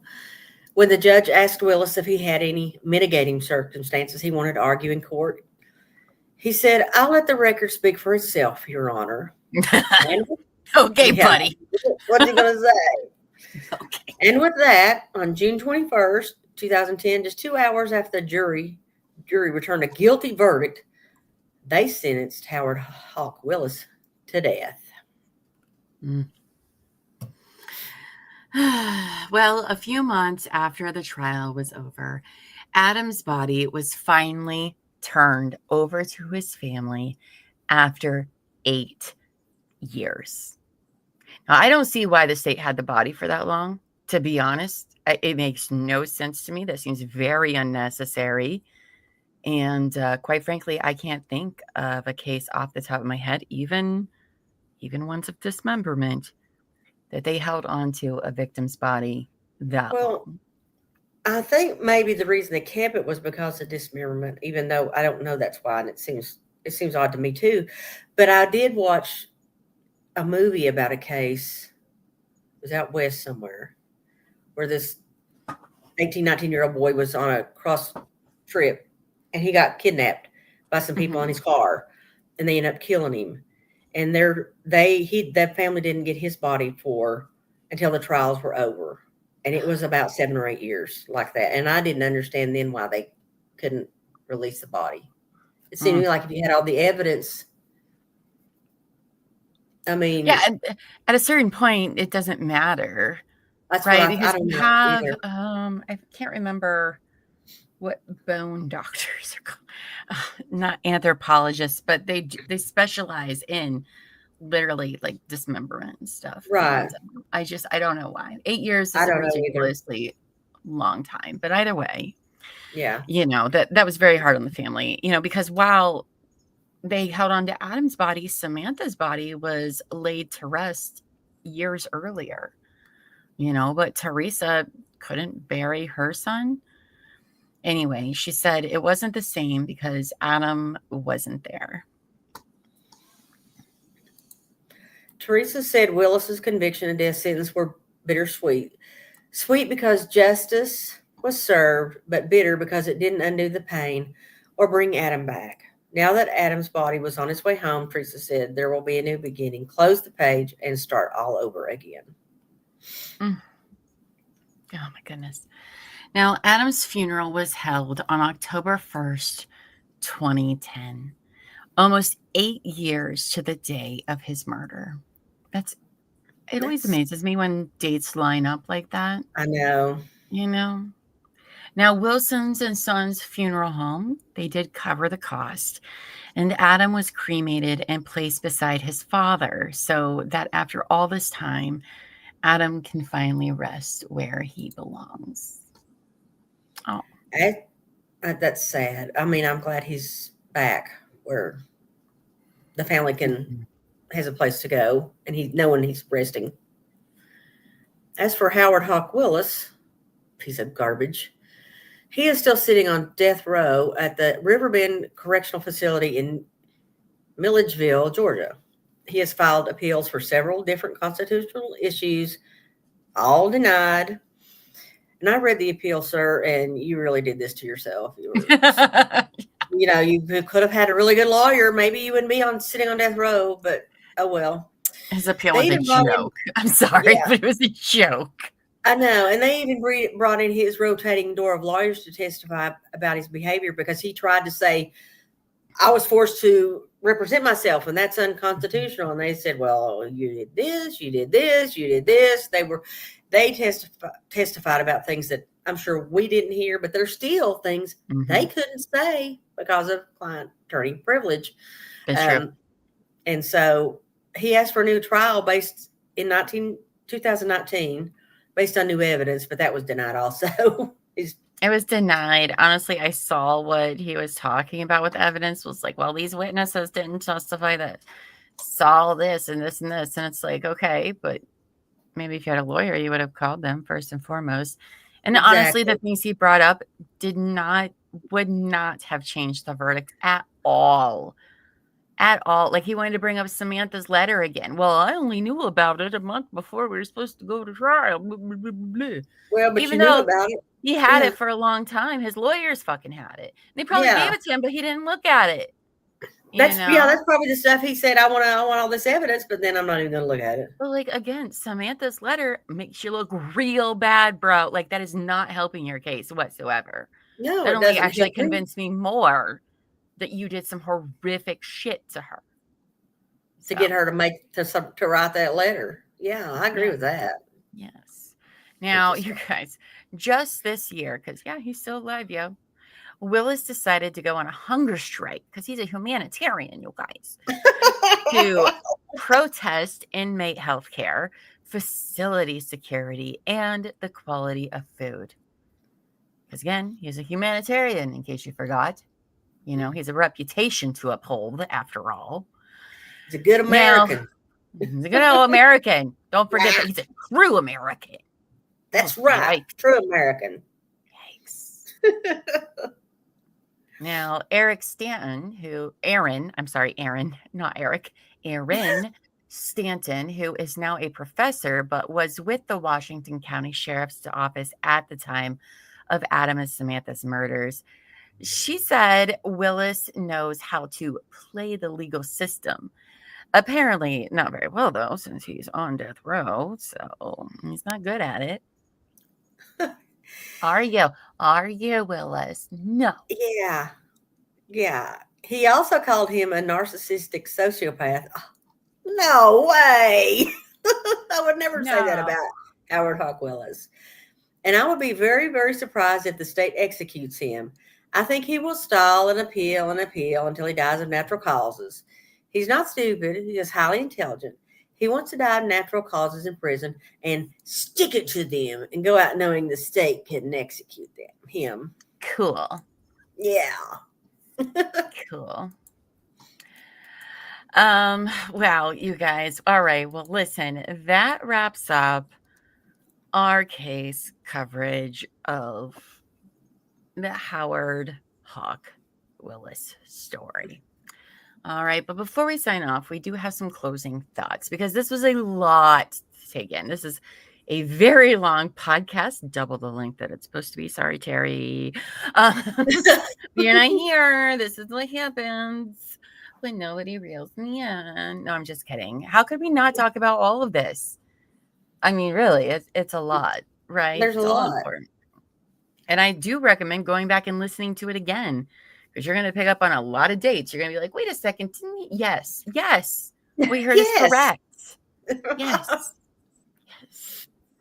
All right. So let's do our closing thoughts. I'll go ahead and do mine first. So after sitting through everything, okay, the investigations, the confessions, the courtroom theatrics that Willis gave us, what really hits the hardest about this case of Howard Hawk Willis isn't just like the horror of what he did.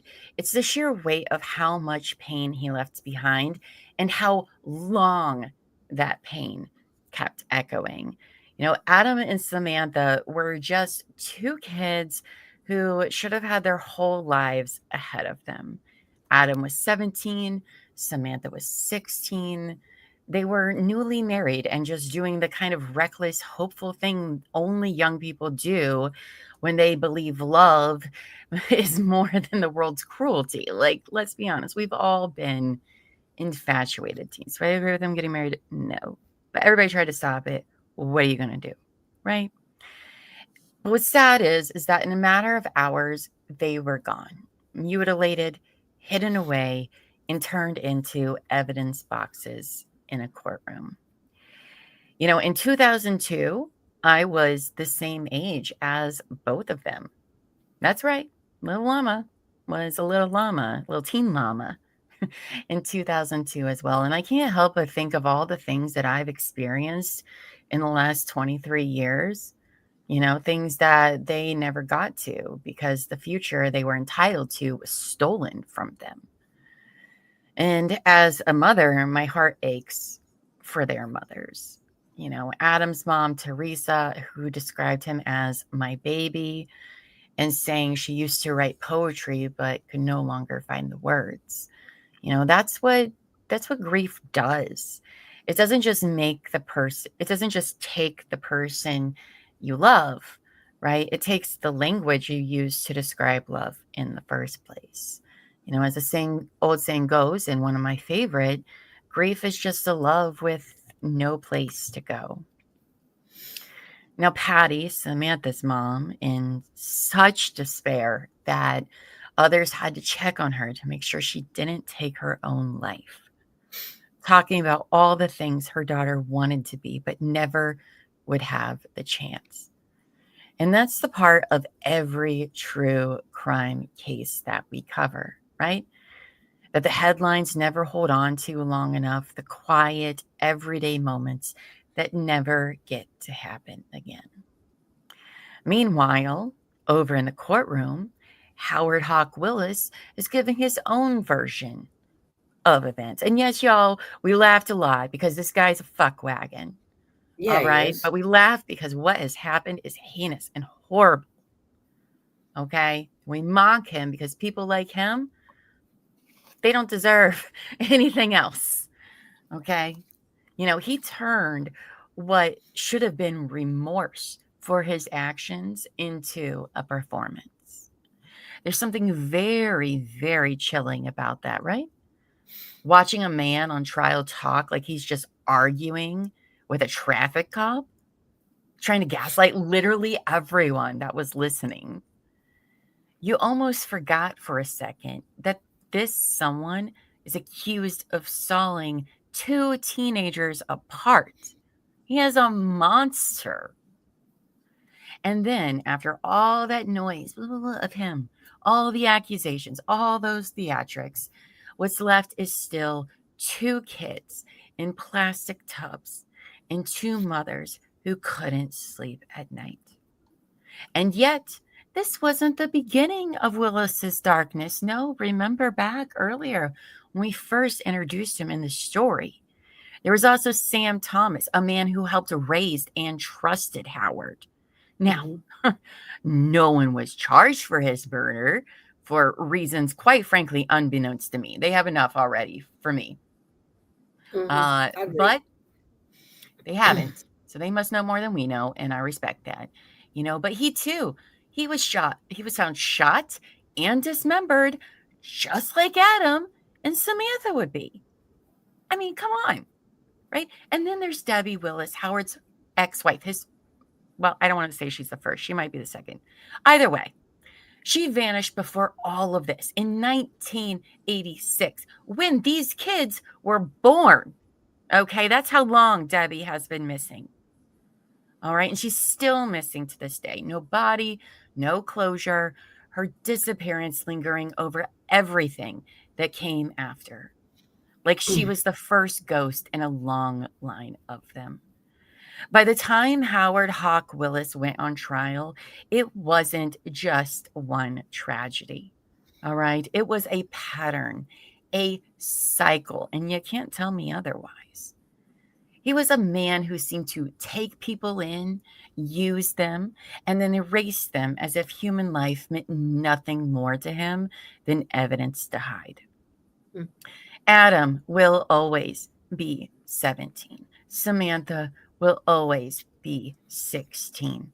And while their murders have been solved, let's not forget we still need to get justice for Debbie Willis and Sam Thomas because their families deserve answers as well. And I think we know who's behind. I think we do too. Behind those. That was so well said, Llama. From start to finish, Howard Hawk Willis cast blame on everyone else. He held his own private parade of attorneys, tried to wear down prosecutors and multiple judges, all in a lame attempt to put off the inevitable. I don't have proof, but I do believe he's responsible for Debbie's disappearance and most likely murder, as well as the murder of Sam Thomas.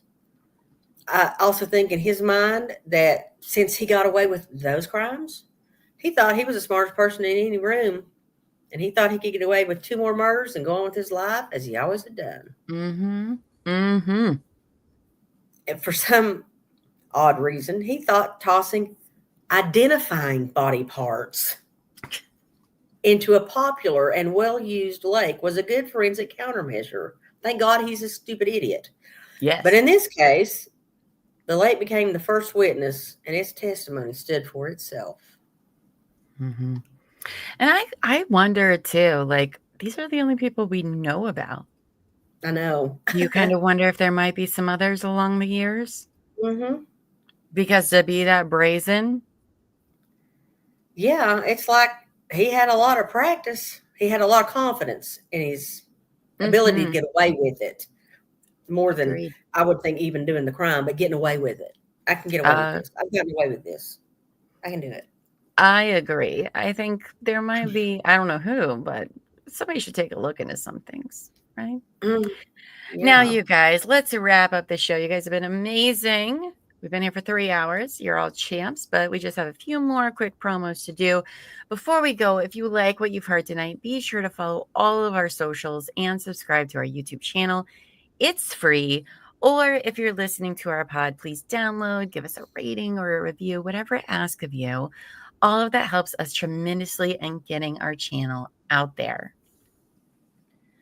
Next week on True Crime and Wine Time, Llama will have another fabulous co-host. Well, she's going to have a fabulous co-host. I should let that another out. The lovely Cap'n who I can't wait because I always love when she's on. She always has Me really too. interesting cases. And they will be talking about the unsolved murder of Jeanette De Palma in 1972 and why it made the New Jersey suburbs whisper about witchcraft and human sacrifices for decades. That's Ooh, right. just We're in getting time all for Halloween. Yeah. yes, all the satanic panic your heart's desire because it's All right. everybody loves that, right? Now, if you need more of Terry True Crime and I, you can always find us doing something on our True Crime and Wine Time YouTube channel. While Terry is in Europe, you can still watch or listen to new episodes of Midday Missing on Mondays and Wednesdays at 1 p.m. Eastern, 12 p.m. Central. For Couch Court, you guys, I will be live Monday, October 13th for the sentencing of Donna Adelson. Yes, that's right. Yay. And we'll probably maybe have another day of reading the latest letters from Chad Daybell if he ever uploads any, because he hasn't. Another I'm thing he getting a sucks little at. I'm getting a little angry with him. He So promised us. So he's busy being a deity and stuff. Jeez. I guess. And I will also be doing quite a few Llama Learns About episodes for our Besties and Higher members. If you don't know what that is, it's just a show where people have suggested things they learn about. I pick a few topics and we learn about them together in real time because that's just something I really love to do, is learn random weird stuff. We just had our first show Friday. What else did we learn about? We learned about how to make wine, Rougaroos, a Rougaroo roller coaster in Cedar Point. What was Chaser, the smartest dog in the world. Oh, that was amazing. I had a border collie and he knew some things, but he did not know that many words at all. There's people who don't know that many words. But is a Rougaroo like a chupacabra? No. Okay. No, those are very different. It's a werewolf. It's basically a Cajun werewolf. Okay. It's a French Cajun werewolf. Okay. Is what I took away from it. But I do have up for us to talk about Cajun folklore next week. Anyway, memberships. Right. Speaking of, if you're not a member, please become a member of our YouTube channel. You really should, because we have all sorts of amazing perks for members, including several shows that are exclusively only for members and much, much more. Click the join button on our page and pick whichever level works for you. You guys, our starting level is as low as 99 cents a month. I mean, come on. It's the best deal we could give on YouTube for all. It's the lowest to let us go, and we picked it. But yeah, please become a YouTube member today. Is there anything else you would like to say before we go, or a sign off or anything? Sherry or Lady in Gray. I just want to say to thank everyone for being here with us tonight.